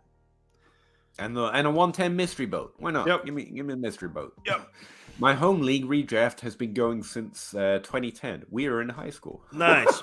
Well, it's like my home Dynasty league that started Dynasty in 2014. Was a redraft league before we rolled it into Dynasty. So same idea. It's awesome. It's so much fun. Those sound like the best leagues for me, but I have no option to go back into my past to create it. Again, I didn't care about football till I moved to America. So you'll have to fly in. You'll have to get in the home league and fly in. Like J Mike is now in it. I can't ever have it. Now in it. Yeah. I can't ever have a league from my childhood. I'm jealous, man. Patty Bills. 1 QB PPR, Lamar and the 101, or Lawrence and AJ Brown. So just nix the quarterbacks at this point, and it's the 101 for AJ Brown. That's what I would do in a 1 QB. That's what this trade looks like to me. That's pretty even. It's pretty even. It's Bijan Robinson for AJ Brown if you want to get real technical. Like the Dynasty running back 1, or like the wide receiver 5-6. It's probably Lamar in the 101, but it's real flipping close. Yeah, that's what's on my roster. Like, if AJ Brown's all I got on my roster, I have no interest in trading for Bijan Robinson at this rate, probably. But if my team's even mid, yeah, it's probably the 101. Because Lamar is better than Trevor Lawrence, just be clear. For fantasy, I don't have NFL takes. Patty Mills, also full PPR. Would you send the 106, the 107, the 109, the 110 for Justin Jefferson? Yes. That's my answer, by the way. Yes. That's a lot, but I don't care. We'll go back to it. His team is loaded, Patty's team is loaded and looks to win the ship this week. Oh, that's awesome. Glad to hear that. Good luck. Trade wouldn't be until after this week, though. So, yeah. Okay, that's good. No, appreciate that. And this is too many picks. Just to be clear, I want to highlight the fact that I just said yes to a trade that I said 3 first is as much as you trade for anyone. But that's Justin Jefferson, and at least 3 of those picks are in the range on an average draft. The 106 is nice. The 7, the 9, and the 10 they're good, but they're not premium value picks. And it's Justin Jefferson.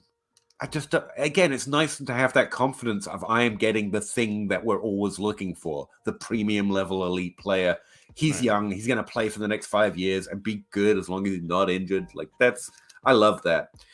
And if your team is good, it is loaded, like you say. Like I want to start tearing up. I want as many elite players on my team as I can. I'm not building value. I'm going for the players that I think are best. And as much as I like what I've watched from this class, there's not a Justin Jefferson. And I know that's there's one of those in every class. Come on, Zach. Yeah, 2023 is great. But I've been doing this a while now, and there hasn't been one where I've been like, oh, that's Justin Jefferson, or oh, that's AJ Brown. It's like, oh, that's a Jalen Waddle, Amon-Ra St. Brown, like really good players, but not like a hey, blow your socks off.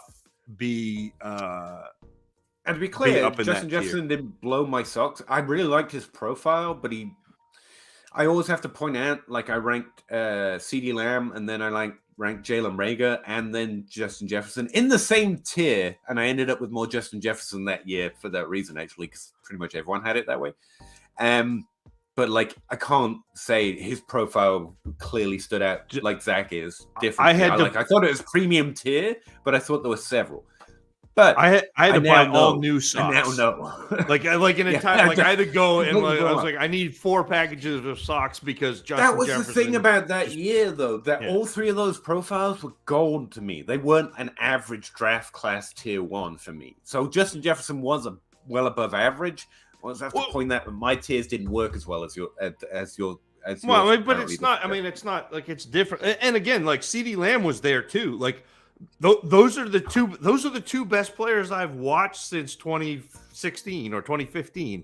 Whenever 2016, because 2015 would have been Amari Cooper. That would have been different.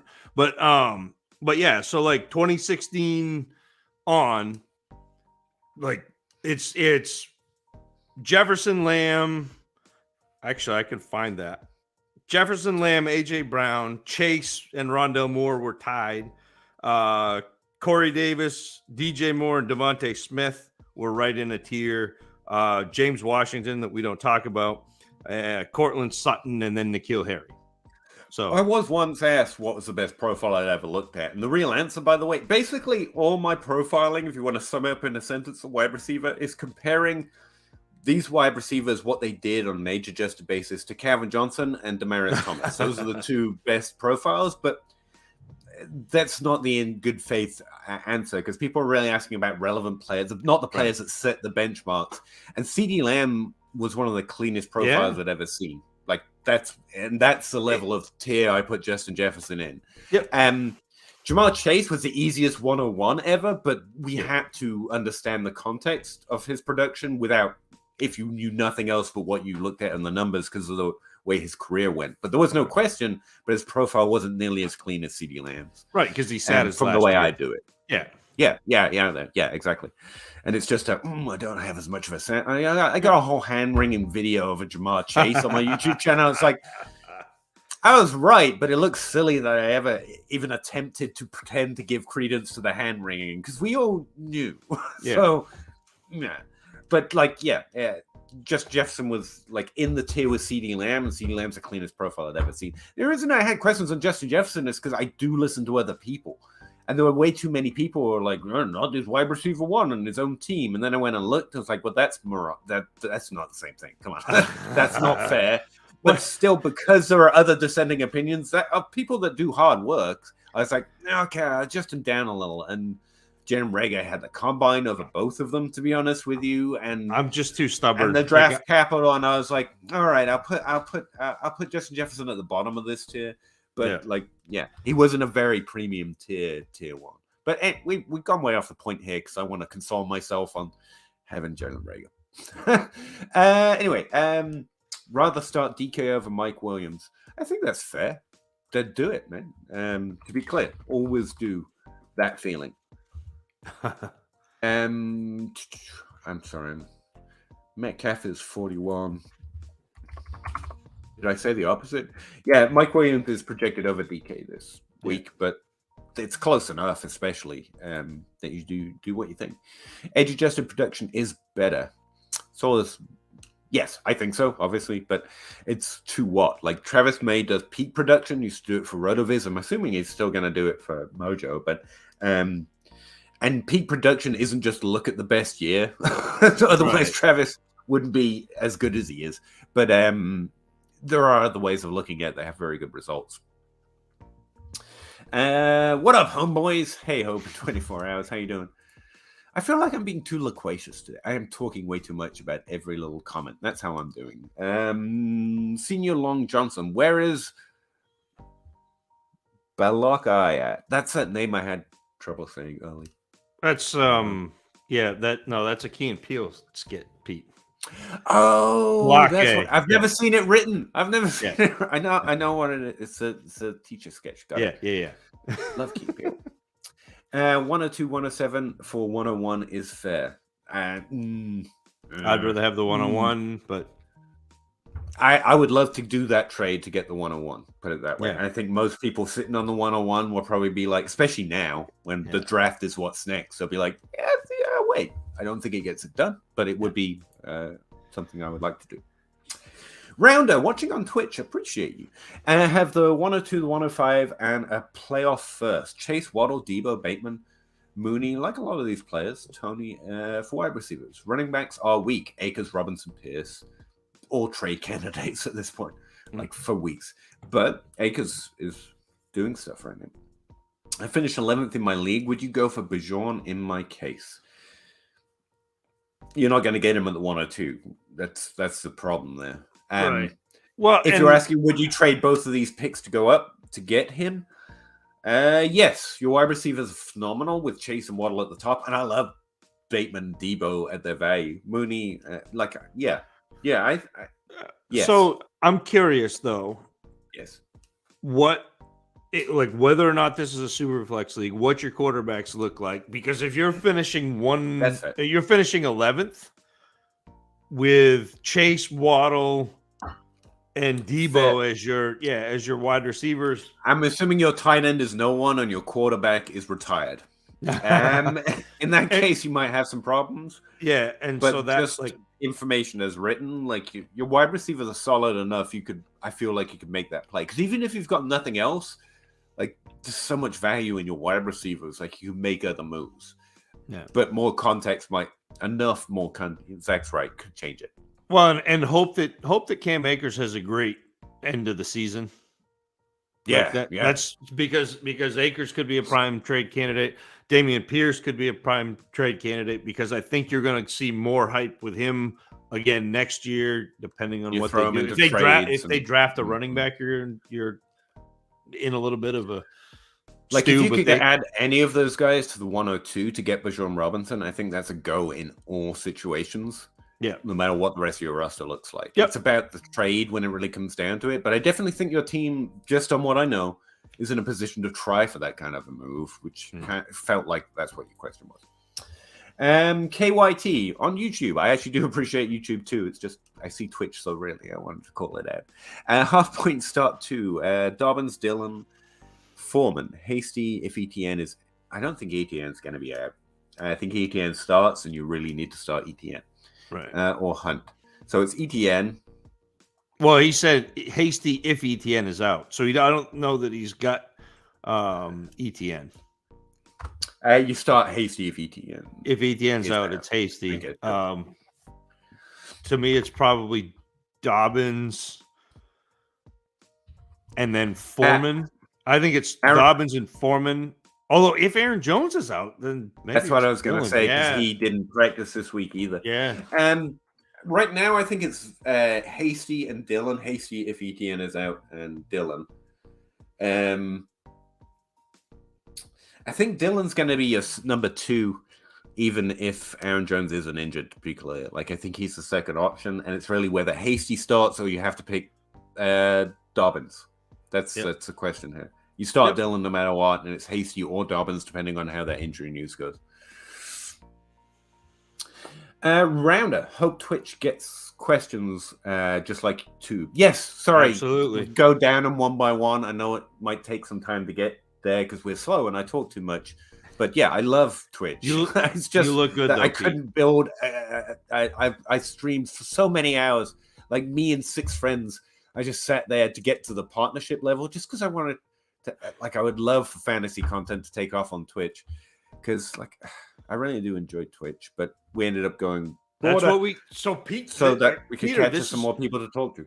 This is where we need to start our website where we run the Madden simulation. One season per season, one week per week. Stream it on Twitch. All of the fantasy content goes over there. I mean, we could do this. This could be a thing. Yeah. Don't watch tape, but I might watch Madden game play out. That's what you're saying. Used to be able to stick them on your hands, but now they got those gloves. Sorry, I'm dating myself. That was like a Madden 97 or something. Henry, I made the NFFC Cutline finals. I think that sounds like a good thing. I have a 1 in 12 chance to win 100K. Wow, that's awesome. But I currently have 22 points out, and I have Herbert at quarterback, who has stunk lately. That's fair. Amazing, this team was 564th in regular season. Okay, yeah. We're awesome, Henry. We're pulling for you. This is going to be the Mike Williams 6 catches, 120 yards, and 2 touchdowns, which means Justin Herbert has a game. Yeah. I should stop saying hum and R and humming and all that stuff. But QB5 and projections right now. Let's go, Henry. Andrew, the biggest thing I've learned from this pod is player over landing spot. I really do feel that way. I mean, especially take wide everything receiver in context, but yes, especially wide receivers, because like to me, running back is so much more based on opportunity in terms of like there's only one running back that is going to play, and so if Dameon Pierce is the running back, he's going to get tons of opportunities. The Algier, Pierce, it's whoever it is that. Whereas wide receiver, because there are 3 or 4 wide receivers, the better players are getting the volume. And so it's so much more about, and they both are about skill, but it's more about skill with wide receiver than running back. And running back's such a unit and rather than an individual player. Don't get me wrong, a great running back can make a position just like a wide receiver can. But I think more players at the running back position are dependent on and can be helped by the offensive line, the quarterback, what the wide receivers are doing in blocking, what the tight end does to distract the cornerbacks when they run. And even the type unit, even the type of run game. So whether you're running a zone scheme or not, because like there are some guys who can. Who is the Atlanta? Not Freeman, but the guy that came in with Freeman. Hill, right? Hill. No, am I thinking the name of Hill? No, I know. Went to San Francisco. Coleman, Kevin Coleman was a one cut and go, like zone scheme run, and he was so good when he could do that. But if you're in a scheme that is making him like make a decision, then he's in trouble. Like if he's got to strafe the line and figure out where the hole is going to be, as opposed to like, a zone scheme where the entire offensive line blocks to one direction and they make a hole, and then he can just make one cut and go. Like it's so much more dependent on like more things. Something Connor LaPlante, someone you should follow, by the way. He's watching on Twitch and commented early in the show. Awesome kid.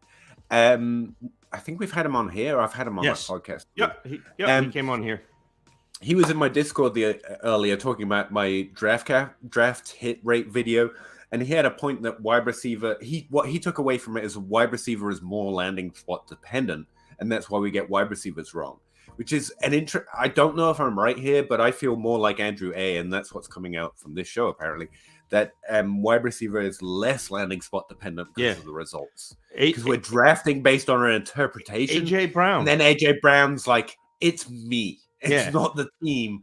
It's especially the great ones. It's just I will make this position great. But I also think wide receiver, you can do that. At running back, like we're saying, there's more of a balance. It's easier. I think we get it right more often because of that. Whereas wide receiver, AJ Brown's like, I can do better things than anyone else because I'm less dependent on the rest of the team to throw the ball in my vague direction and make shit happen. That's one of the places where if you are a good evaluator of talent, especially the guys coming in, that's one of the places where there is still a pretty big advantage because most of the community is like, oh, this is a terrible landing spot. I got AJ Brown and Justin Jefferson in back-to-back years because of people going, Thielen's in Minnesota. Jefferson's not ever going to take over for Adam Thielen. Thielen's a perennial.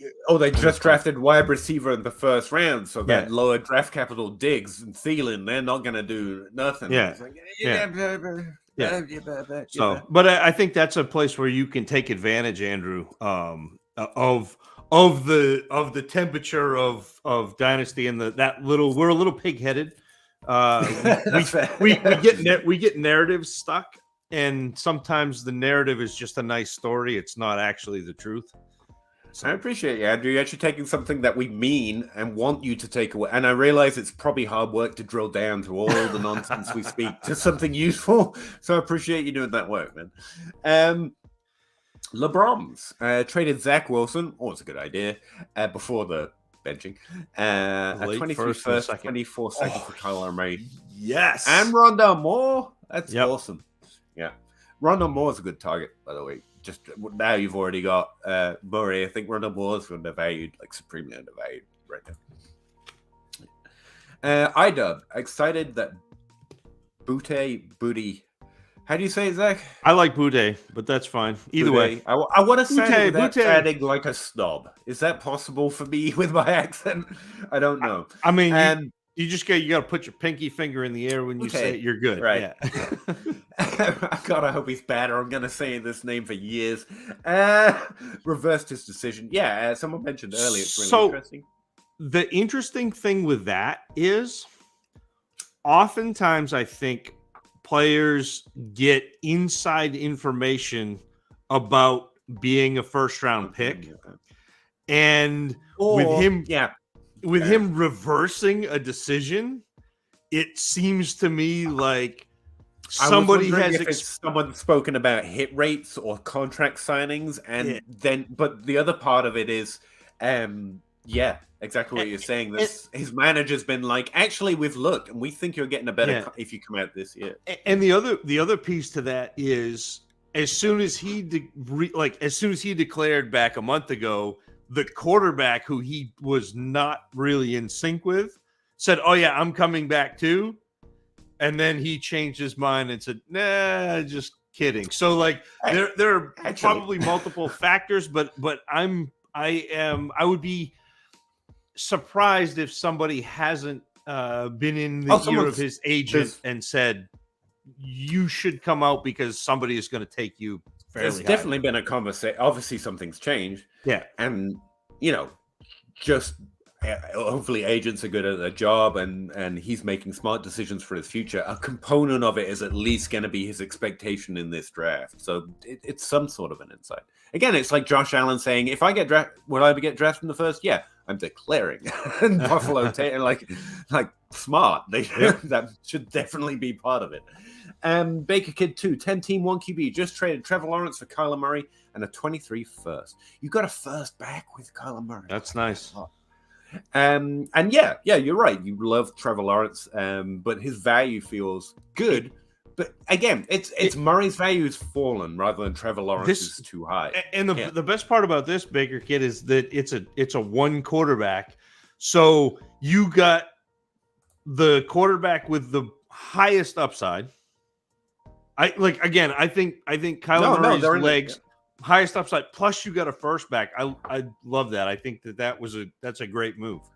It's like what we were saying about Burrow and Herbert, like same tier. So whichever one you get a plus with, and here you got a first as a plus.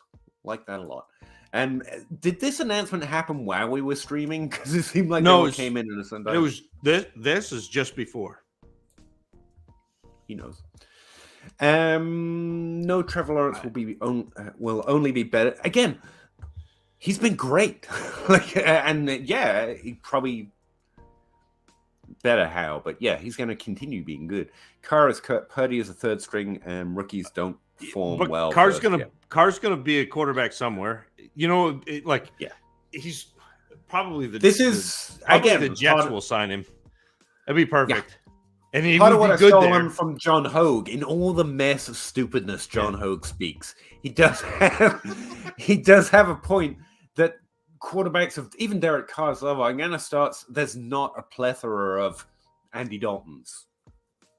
Andy Dalton played at Cincinnati for way longer than Carr has played here, and we underrate that, especially in superflex formats. So. Sometimes a little bit. John Hogue worth following. Bobby's World. At least we won't be a contender next year. Maybe it works out in 24. Not sure what that's a reference. That was the Kyler Murray. But like Kyler Murray can be back next season and be like.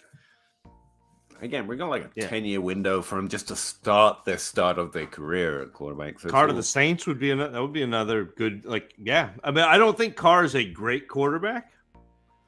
But I think he is fine, and I think that if Carr goes to the Saints and Michael Thomas comes back, that's going to be a tremendous place for Michael Thomas to be, because Carr. I don't know if you've ever. I know you haven't watched Derek Carr, Peter, but I don't know if anybody in the chat has watched Derek Carr. Derek Carr is a quarterback who makes his read pre-snap, and he is throwing to that receiver come hell or high water. And which is why Devontae Adams is just peppered with targets this year, because he's like, yep, Devontae. If you have a receiver like that, which Michael Thomas is, maybe Olave is, that could be a fun place for Carr to end up for fantasy purposes. So, yeah, I dig that, Andrew. I think the Jets are another place that might be looking for – there are like 5 or 6 teams that really need a quarterback. Even the Patriots could use one. Sorry, I didn't say that about Mac Jones, but it's true. The shade. They can't afford him. They can't afford anybody. So that's fair. They don't want to afford anyone. I think they've only got $10 million in cap space going into next year, which is ugly. So sorry, I'm. While you were talking, I thought I'd look stuff up, but I see I have timed out. I can only talk Derek Carr for so long, Peter. That's fair. Oh, I'm looking at yards. That's why. Olave has 102 targets. Wilson has 120. Drake London has 101. I feel like that's actually fairly accurate with my guesstimates. But anyway. Well, you said that he might get to 125. And I was like, he's getting to 125 this week. Yeah, I mean, he might finish in the top 12, but still within the range. Scott McCoy, thanks, man. 12-team half-point PPR, start 8, 1 QB, no tight end premium. Dak, Barkley, Mixon, Lamb, AJ Brown, Waddle, Godwin, Kelsey. I'm thinking of going after Trevor Lawrence. Like we were just saying, I like Trevor Lawrence a lot. He's very good, proven himself this year, but his value feels fair. So most leagues, you're not going to get like a great trade, but a fair trade on him. After he went 23 picks, 420. What am I reading it? He has no picks in 2023, 424 firsts, which is actually a pretty decent situation to be in with your team. So Uh, good boy. I don't know that I'd go after Lawrence necessarily in a one quarterback. Like Lawrence is good. Like don't get me wrong. He's a good quarterback, but if I'm tearing up from Dak, it's not going to be Trevor Lawrence. If I'm tearing up from Dak, if I'm going to add something to Dak to tear up, it's going to be for Josh Allen. It's going to be for Patrick Mahomes. That's where Yeah, I I'm was going. going to say, I think Dak is in the range of his expectation in terms of points per game next year. I think even Murray has a slightly higher expectation, like you were saying about his legs. But I think it's like if you're, yeah, I think you should aim higher than that. I don't think there's a discount on Lawrence, and I don't think there's a discount on Dak. So I don't know what on Field. So I don't know why I target these young quarterbacks. And so Hurts is the other game, one. Like yeah, Hurts, yeah. Mahomes, Allen, or you are good. Dak's the cheaper guy in that range, to be honest with you. And trading up in the same range isn't a move that I would typically do. Yep.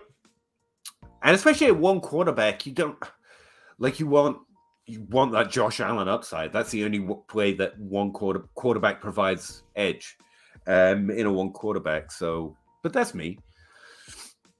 I've lost this.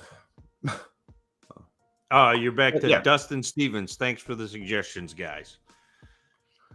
There you go. Yep. Absolutely. I have intentions to draft best player available. I have a deal in place for AJ Brown. It's a good player to target right now. Yeah. Yes. Perfect. Yes.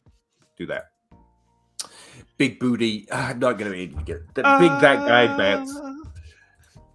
Take me home tonight. That could happen. Open 24 hours. That could be. We could do some Queen.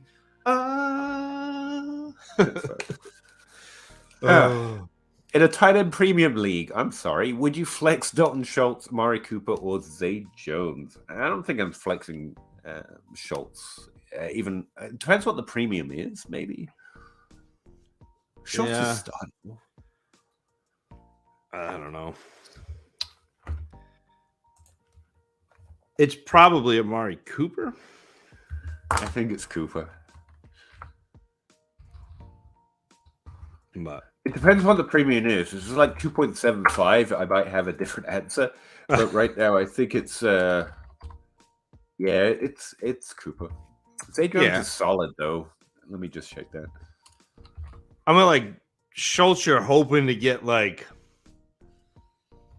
I mean, if it's a 0.5 premium, you're hoping to get like what 12, 13 points out of them. Cooper and Jones are actually in the exact same range of projections for this week, so it's like dealer's choice. They both have pretty difficult matchups as well, so it's hard to make a decision that way.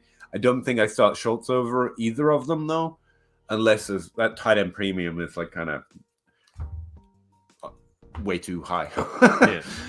Sober money, tight end premium, superflex top players, T. Higgins, Waddle, Hall, Kirk Cousins, Russell Wilson. Top player. Really. I have 220. It's Russell Wilson with one L because we took the other one. Just a big L. Yeah. Do I use picks or Brees to upgrade the QB? So you have Cousins and Wilson. Don't use Brees. Not right. Brees is a halt right now for me. What you want? So, in order to upgrade from Russell Wilson, you're going to have to put whatever the other quarterback is worth with Russell Wilson to get to. That's the problem.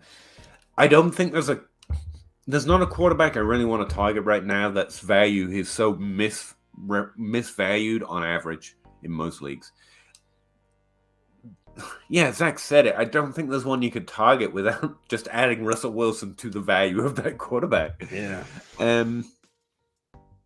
I mean, apparently people are hating on Murray right now, but that didn't help me out next year so much. Lance, maybe? Where's his value fallen? Can you add one first? There's more upside there. I think you're just hoping Denver can figure out what the hell went wrong next year or trying to hit one in the draft.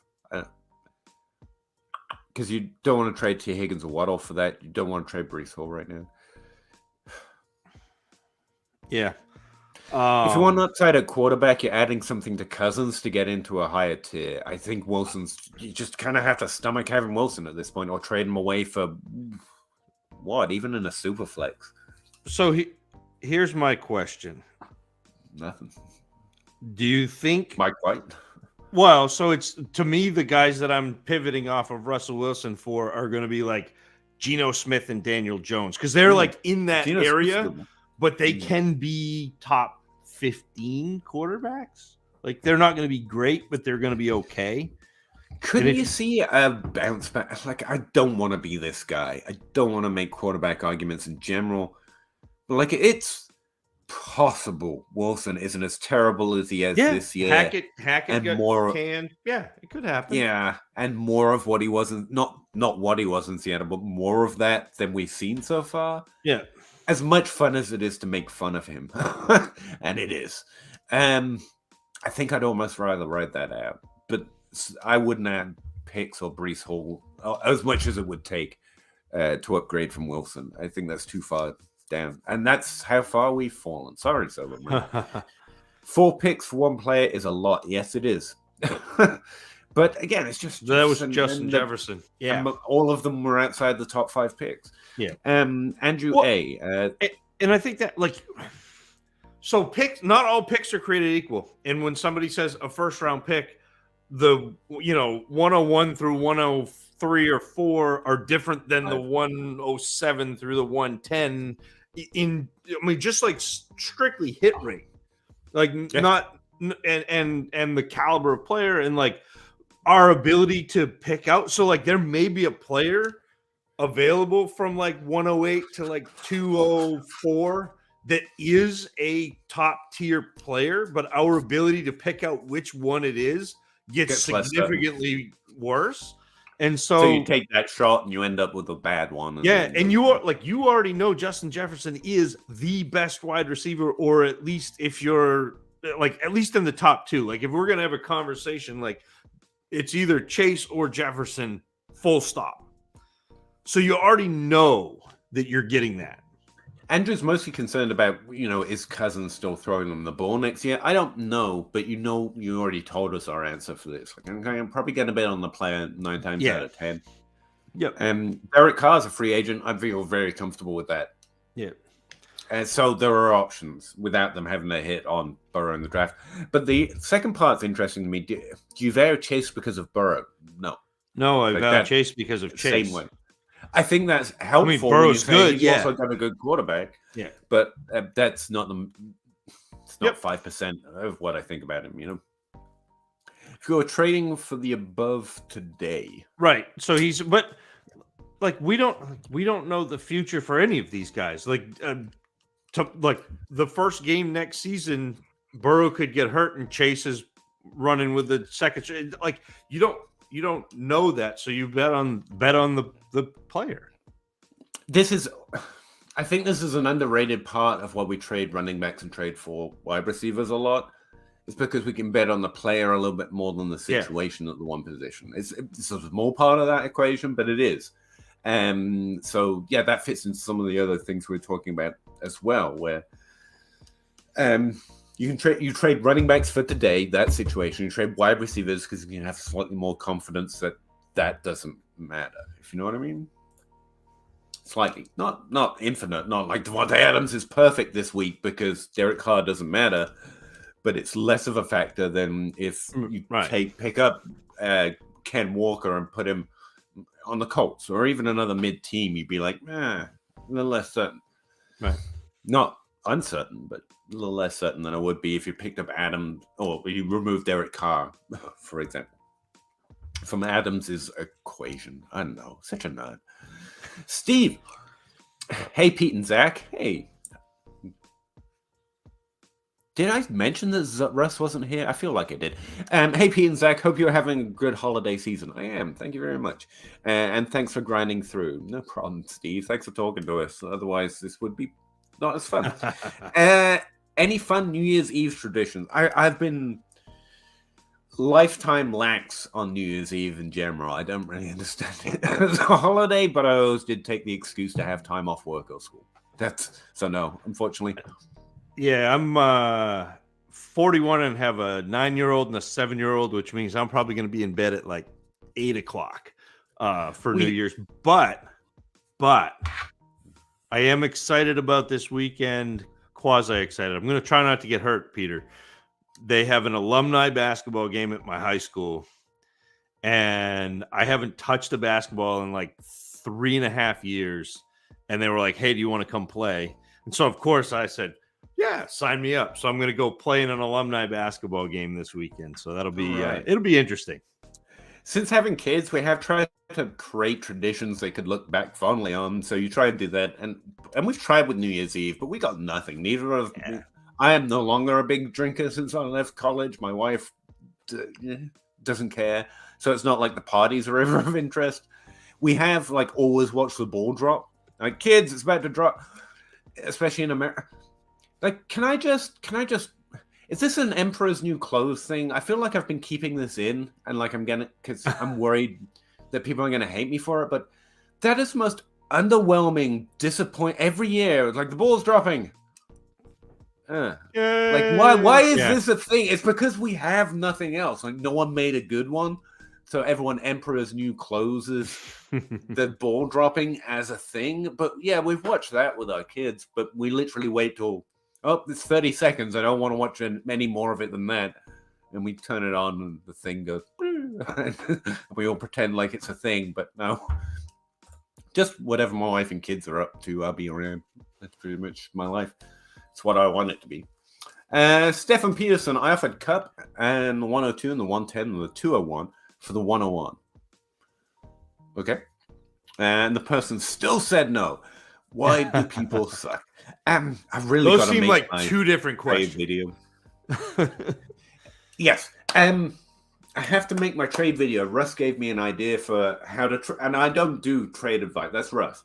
But a lot of questions I get on trades. Why won't my league trade? Why do people suck?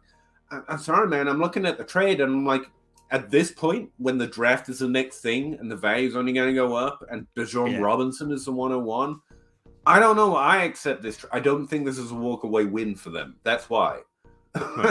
And there's no reason to accept a trade for the 101 at this point that isn't a walk-away win. Like, that's the problem with trying to... In most leagues, like in your league, if you get a better deal, you just do that. But... And that's why our general conclusion is it's not worth it trading up to the 101 unless you're that team. Because it should cost phenomenal amount. And this is a lot, but nowhere near a easy, everyone should accept that. You know what I mean? Am I wrong? I'm nodding in agreement. I think that, and the other thing, Stefan, let's say Stefan, trade values for everybody are going to be different. So like, it's like what we said at the start, right? Yeah. And so like, maybe that's a play, but also if they earn the 101, Cup and the 102 and the 110 don't really get you much further ahead than Bijan Robinson, who then you can trade for further behind, actually. whatever you want to. Like the last Cup trade, you were like, I want Cup and the 110, but that's the reason I like Cup right now is no one's going to value him as a top 5 wide receiver for the next 3 years because he's really old. That's why I like him, not because he's a top 5 wide receiver. It's because there's a top 5 wide receiver with a discount for a reason that I think there's more leeway in than most people. But the reason this trade feels like they should accept it is because you're expecting them to feel like I do or like you do about Cup.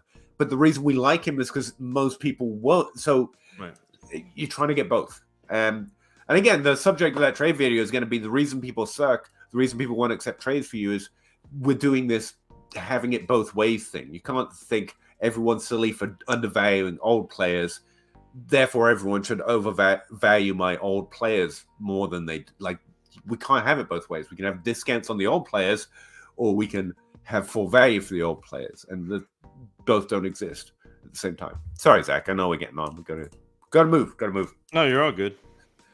Round of 70. Thanks for the question. Round of 77. Sorry for getting to your question very late earlier, by the way. In my case, it's a 1 QB league. Have Russ, Malik for QBs. This is the one where we said it might be dependent because his wide receivers are really hot. Right. Commit, Knox, and Ertz are okay. You've got an okay tight end group. You've got a terrible quarterback group, and that's why you're finishing 11th. Yeah. It's a 1 QB league, though. If it was super flex, I would say that would adjust it enough. I still think it's an option for you to go for the running back 1 in Dynasty from the 102, if I remember right. Yep. Yeah, I think you could get a decent. I would send a decent trade offer to do that in your situation. I don't know. I don't know. Like that. I don't feel like you're. I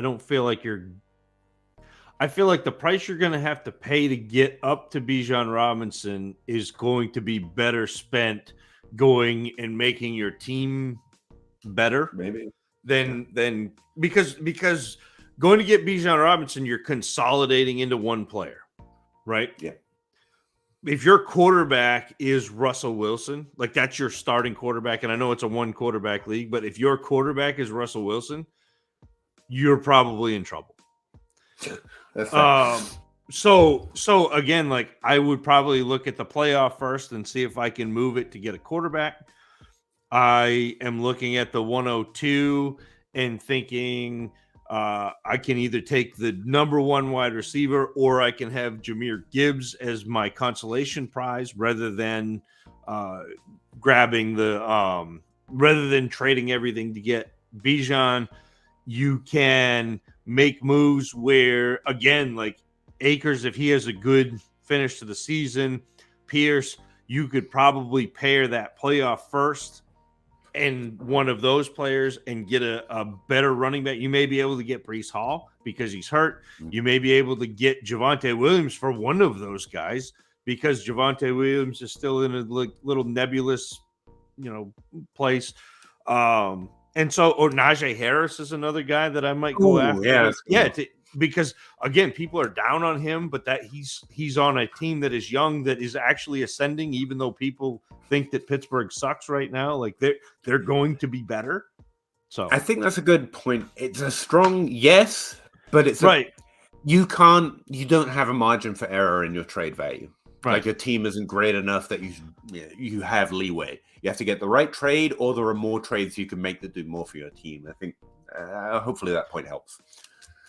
Gavin Grant, move on from Swift after the season. I think you should be trying to trade him now. After the season, it's going to be hard to trade a running back. Well, but if they have a trade deadline, they're not going to be able to. That's fair. What's the price? He's a top 5 dynasty running back. So 2 first plus as a generic currency value, right. But again, doesn't have to be the. I mean, I'd probably be looking for Amon-Ra St. Brown, Garrett Wilson, like that area. Yeah. If it's a 1 quarterback league, I mean, you're looking at like Allen Mahomes, Hurts, like that's in the realm. I'm probably adding something to him to try and get into the CeeDee Lamb, Amon-Ra St. Brown wide receiver tier, because that's probably a better description than 2 first plus. Because hopefully you know how you vary those players, that range of players. You don't have to trade for those players, but that range of players. Right. Or you could go and do the, like we had just talked about Najee Harris. You could probably get Najee Harris in a second for Swift right now. And I mean, maybe even a first if you're like, hey, give me a 24 first. Like that may happen, like that sort of thing. And I would prefer to get straight up if it's possible. Yeah, like I would prefer to get those wide receivers that I want, but like I'm also open to getting, a couple of those, a couple of those. You could probably get first. Devontae Smith in a first. Like those are the types of moves that I'm looking at, Gavin. And again, it's not that Swift is bad. Swift is fine. But I think the idea of DeAndre Swift is so much bigger than the actual production that Devontae Swift. And it's also just a limited field. The running backs to trade for, if you're trading for, are old. And he's not. And hopefully that creates more of an incentive for people to accept trades on him. That's why. Like, it's not that he's in the wrong place. It's that people might be more inclined to accept trades that otherwise they wouldn't. Does it feel like wide receivers are weak for the 2023 draft? No. Haven't looked, but the noise I'm feeling is like, no, it's going to be tough to decide if it's a running back or wide receiver class, even, which is weird with when John Robinson. with him coming back, to me, there's a pretty clear 4 really decent like high end wide receivers with Addison, JSN, Quentin Johnston, and Boudet. So, like, would you rather have, knowing that we have 4 really good rookie seasons from the 2022 class, would you rather have the 4 top wide receivers in 2022 or the 4 top wide receivers in 2023? You know more about, but there you go. I think that puts a good exclamation point on it. Yeah. Like, this has been a great rookie class for wide receivers, but you prefer the 4 top from next. Like, that's pretty strong, you know. But again, stick with me. I know it feels slow right now, but you'll get bored of me talking about my rookie takes the next. Like, we have more than enough time. if you're looking at the guys who, like, I think really like hit, it's Wilson Olave. Yeah, like that you're really excited about. Like, yeah, people are still excited about London, but a lot of that's because they were excited about London before. I was like, yeah, I'm excited about London. Whereas I was like excited about Burks, but he didn't come in and like set the world on fire. So it's like, yeah, I still like Burks, but there's a lot more hesitation now. Like, if you just look at the way I graded players out, this class blows away the 2022 class. So, E. Johnson said needs a wide receiver and 1 flex. Zay Jones, Dotson, Dobbins, and White. And I think it's Zay Jones and Dobbins. Oh, well. So here's the thing. If Carson Wentz, which it sounds like, is starting, then Dotson becomes a lot more interesting, because in the first part of the season, it was Dotson and Curtis Samuel like peppered by Wentz. Yeah. Fair take. I'm not there, but Zach gets plenty right. I'm not going to contravene that. For me, it's Zay Jones and Dobbins right now, but Zach's got, and I'm with you on Dobbins. Like lockstep. And I don't mind the Zay Jones. Like, I think he's got as much upside as the next guy, but really strong usage of the last 4 or 5 weeks. But again, well, but like, Dotson's been 5 for 54 and a touchdown, 4 for 105 and a touchdown, and 6 for 76 and a touchdown. Yep. And it's been pretty good. Yeah. So pretty good. Pretty good. Gavin Grant made the championship with ETN, Monty, and Swift. How? No, I'm kidding. Jamal Williams and Foreman as my running backs. Do you recommend overhauling this running back? I always, every offseason, there's an attempt to overhaul my running backs. Like, that's the job. Yes. JJ Hill, and yeah, especially since your wide receivers are all set. So, and it's again, Swift is probably the easiest trade away. To me, and if I can send Swift in like a little bit and get Breece Hall, I'm really excited about that. And I think that revamps your running back, gets younger, gets and like, you're not going to get much from Montgomery. You're not going to get anything for Jamal Williams and Foreman. You might as well hang on to them.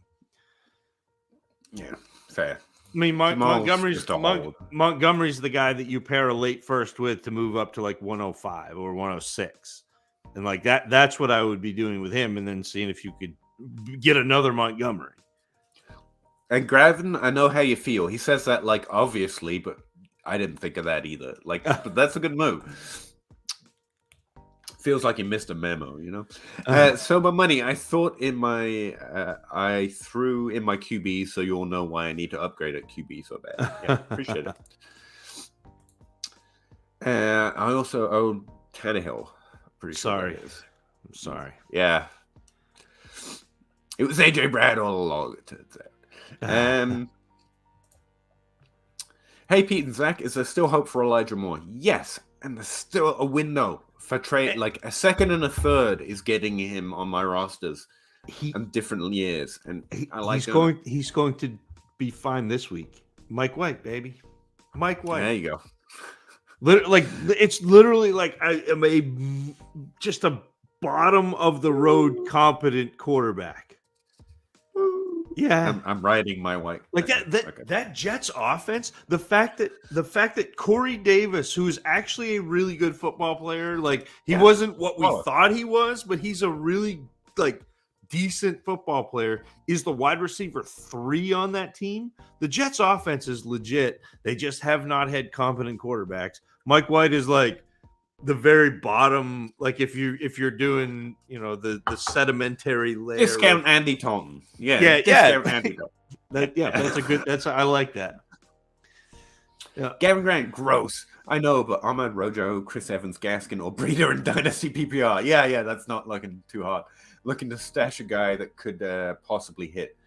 Are you looking to stash a running back that could possibly hit? If you're stashing a running back, it's Chris Evans, but I don't want any of them. Oh, you mean from this list? Yeah.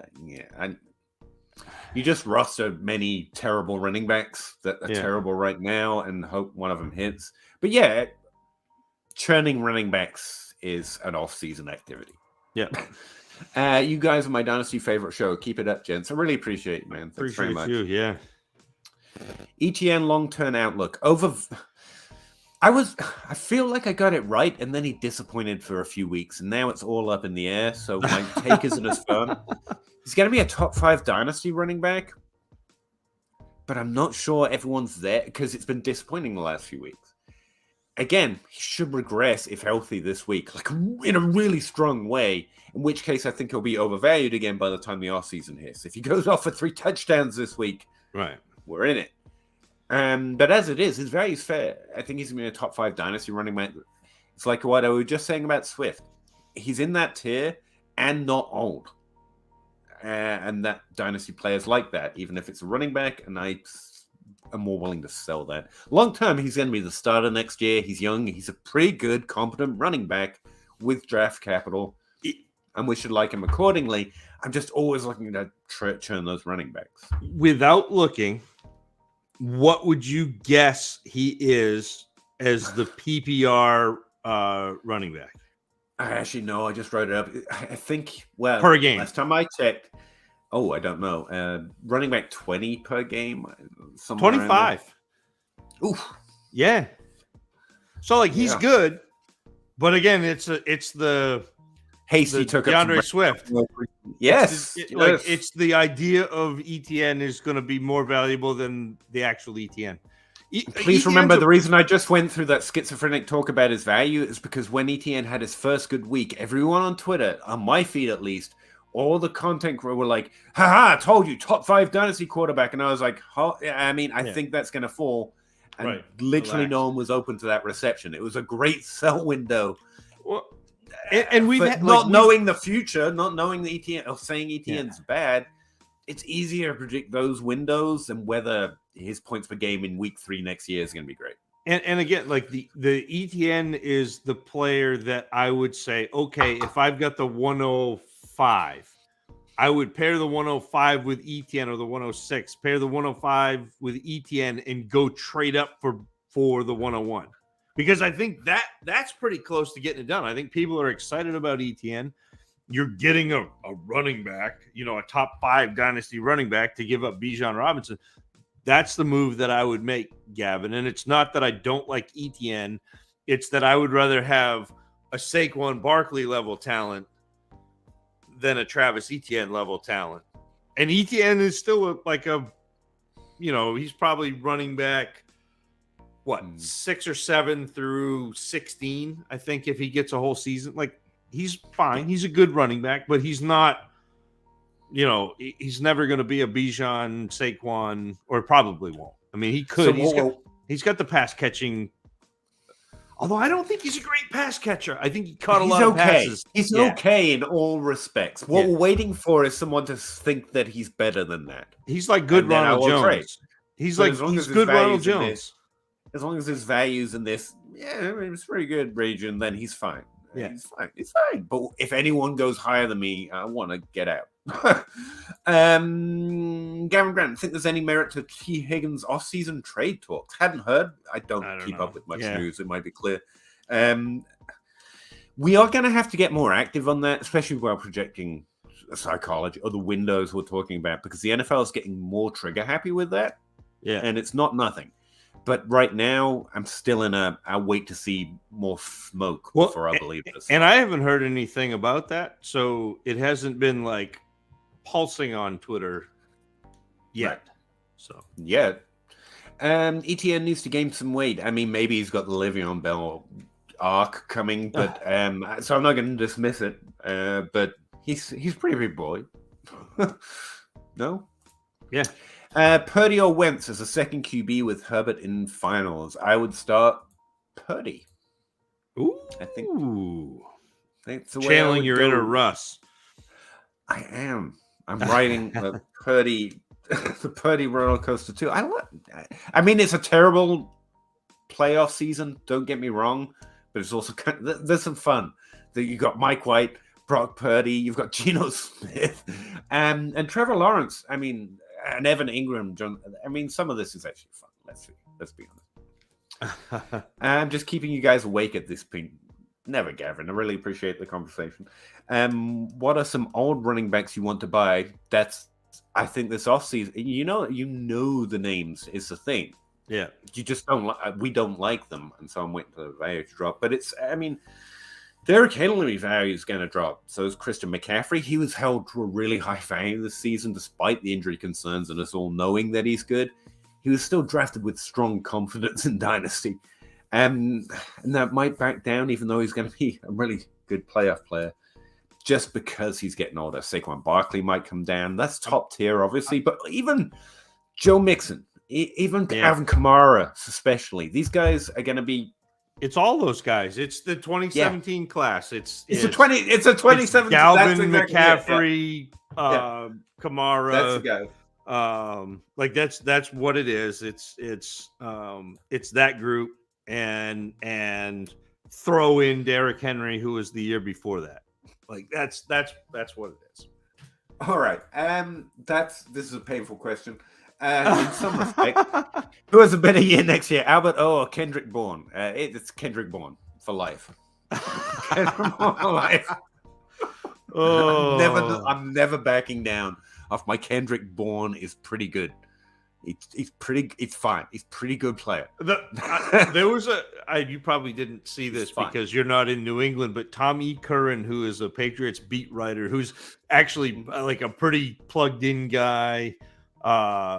And shout out to Tom because like he used to play men's league basketball in Raynham where I worked out, and I may have played some men's league with him. But he wrote an article about how Kendrick Bourne has been one of the most misused players like on the Patriots. They're like, he's actually really good, and they don't use him. So I just say I'm standing firm on he's not bad. It's a low bar because you let me keep it this low. If you up the bar, I'll rise to meet it. But right now, it's just I have to believe he's better than a third round pick. Gavin Grant, I turned down the Kamara plus a 201. 211, sorry, for Swift. Yeah, I think that's too low. Again, I think Kamara's value is going to be decent this offseason. Swift, you should expect more for Swift. Am I wrong? Yeah. No, I think you're right. Like, I think points-wise, you'd rather have Kamara, but value-wise, you'd rather have Swift. Yeah, no, so I think this you did well, Gavin. Will sell the value. Yeah, and Kamara's going to go down further in value this offseason because he's older. So. Yep, man, but that's what's going to happen. Yeah. I think, again, the windows seem to be easier to predict than the players. Andrew Cruz, thoughts on Diggs plus Pacheco and McKinnon for Devontae, the 109, the 24-second. I still think I'd rather have Diggs. Like, I like Devontae Smith. I think I would rather have Diggs. I like him enough that makes this a situation thing. Like if your team's not top 5, I want the youth and the pick. Yep. But like Stephon Diggs is not going to go anywhere. He's going to be right. Good. That's fair. So if my team can use the points, keep Diggs. I dropped Albert from Bourne. Stay strong, Flosaurus. The Bourne inevitability. Next up, Zach Pascal. Let me drag you down to my level. You have some Ashton Doolin on your roster too. I don't have much wide receiver depth, but when I do, it's Zach Pascal. Randa, that's a big question here. Thoughts about this team that I took on as an orphan in 2021. It's a 1 QB league. He has Lamar, Etienne, Hall. Like it a lot so far. Robinson, Burks. Like it. Christian Kirk, I'm assuming. J-Mo, Judy, Pickens, Bateman, Gallup, Tony, OBJ, Ertz, and McBride. I think it's a really good rebuild if that's where you've brought it to. I've got a lot of comments about a lot of those players. And was able to tank this season. He's got the 101 and the 201. That's awesome. Nice. Good enough to compete next. You have enough that you can be much more competitive next year. I don't think your team's good enough. You should expect to be a top 5 team, but I wouldn't be surprised if you can do enough work to get it there. So keep playing value. Really, you're doing really well. So obviously, for example, Christian Kirk's value is going to drop this offseason. Might want to have traded him early in the season, but if you can't get the value, you hold him. Maybe that's what happened. J-Mo, as Zach constantly talks about, expectations gonna rise. Judy's in a really interesting value range where he's hold. I think Pickens is a strong trade away candidate right now. If you can find one of those 6 people in your league who think he might be the next big thing, you could get really good value on him. Tony's another that I'm trading away. Because I think there's going to be somebody in your league that likes him better than I do. And if you pair that 201 with Tony, I think you can actually move up into a range of a player that I'd rather have. And like we just said about ETN, I think his value is going to rise, especially after next week, hopefully, in which case I'll be trading him away. But like as a rebuild, I think you've put your team in a really strong situation. But keep playing that value. Fade Adams and Jacobs for Devontae Smith and Jahan Dotson this week. I felt like reading it that way. It's a strong playoff move, right? Playing the week, not the... Yeah, no, I like that. I'm not sure I would fade Jacobs. No, I'm not sure I'd fade Jacobs. Like, I don't mind the fade Adams for one of those 2 guys who should put up... Smith. Yeah. I mean, well, like I said, I think both of them are strong plays, but he's 29th flex start right now. So Jacobs, and so it's a pretty strong start. I would probably choose one of those wide receivers to flex over Adams if you really feel strongly about it. Yeah, I'm just gonna leave it there. You're cool. Trade away Bajon if not competing for what? Again, Randos, I hate to be stickler on this, but if I can get all the value I should, yes. Right. If not, like Bajon, I haven't even looked, but the people that are saying it, I trust. He's going to be really good. And outside of the unexpected, his value is only going to rise from here till the end of next season. In a 1 quarterback startup in 2020, at the end of 2023, maybe even the beginning of 2023, Bijan Robinson is going to be no lower than the 103 in a startup. Yeah. So that's the value. Like you're talking, you're going to trade him away for Justin Jefferson or Jamar Chase. That's if you hold it there, then you make good trades. You know what I mean? Yeah.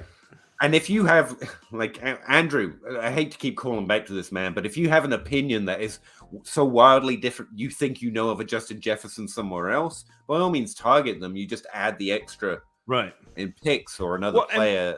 And that's the other thing. Like if you value a player like that, don't use your value to go acquire them. Use the consensus value to get you know what I mean? Like they're not worth what you think they're worth. They're worth what the other people think they're worth if you're trying to acquire them. Does that make sense? Or as close as you can get to it. It's not like you would deny if you like that player a lot more, you'll accept a little less value than the average says. But you try and get close. If they being big ADP say you should get more, why not get a little bit more than you'd be willing to accept at least, or even a lot more depending on the trade.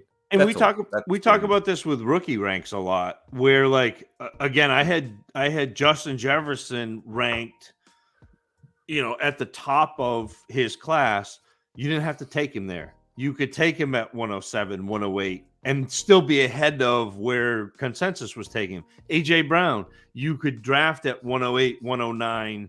Even though I had him as a wide receiver 1, you didn't have to do that. Even though I had Chase and Rondale Moore graded out like at the set, like I took Chase over Rondale Moore every single time I drafted. Why would you not? Because nobody was going to take Rondale Moore there, but I knew that I could not get Chase if I was outside of the top 3 picks. Like, I mean, it's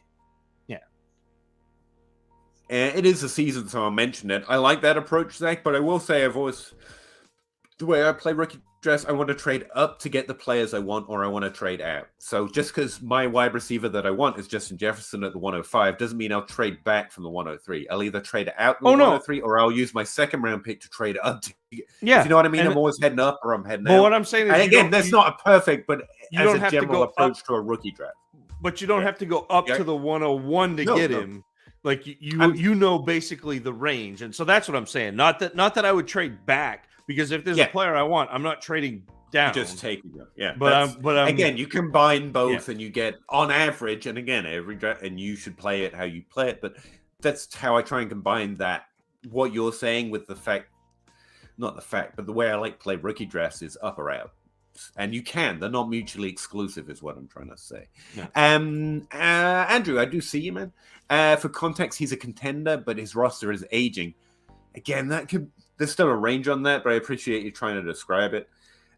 My inclination is, if you're describing it as aging, I'm interested in Devontae in the 109, because you've got to cycle that value. I don't think Diggs by himself makes you win or lose next year.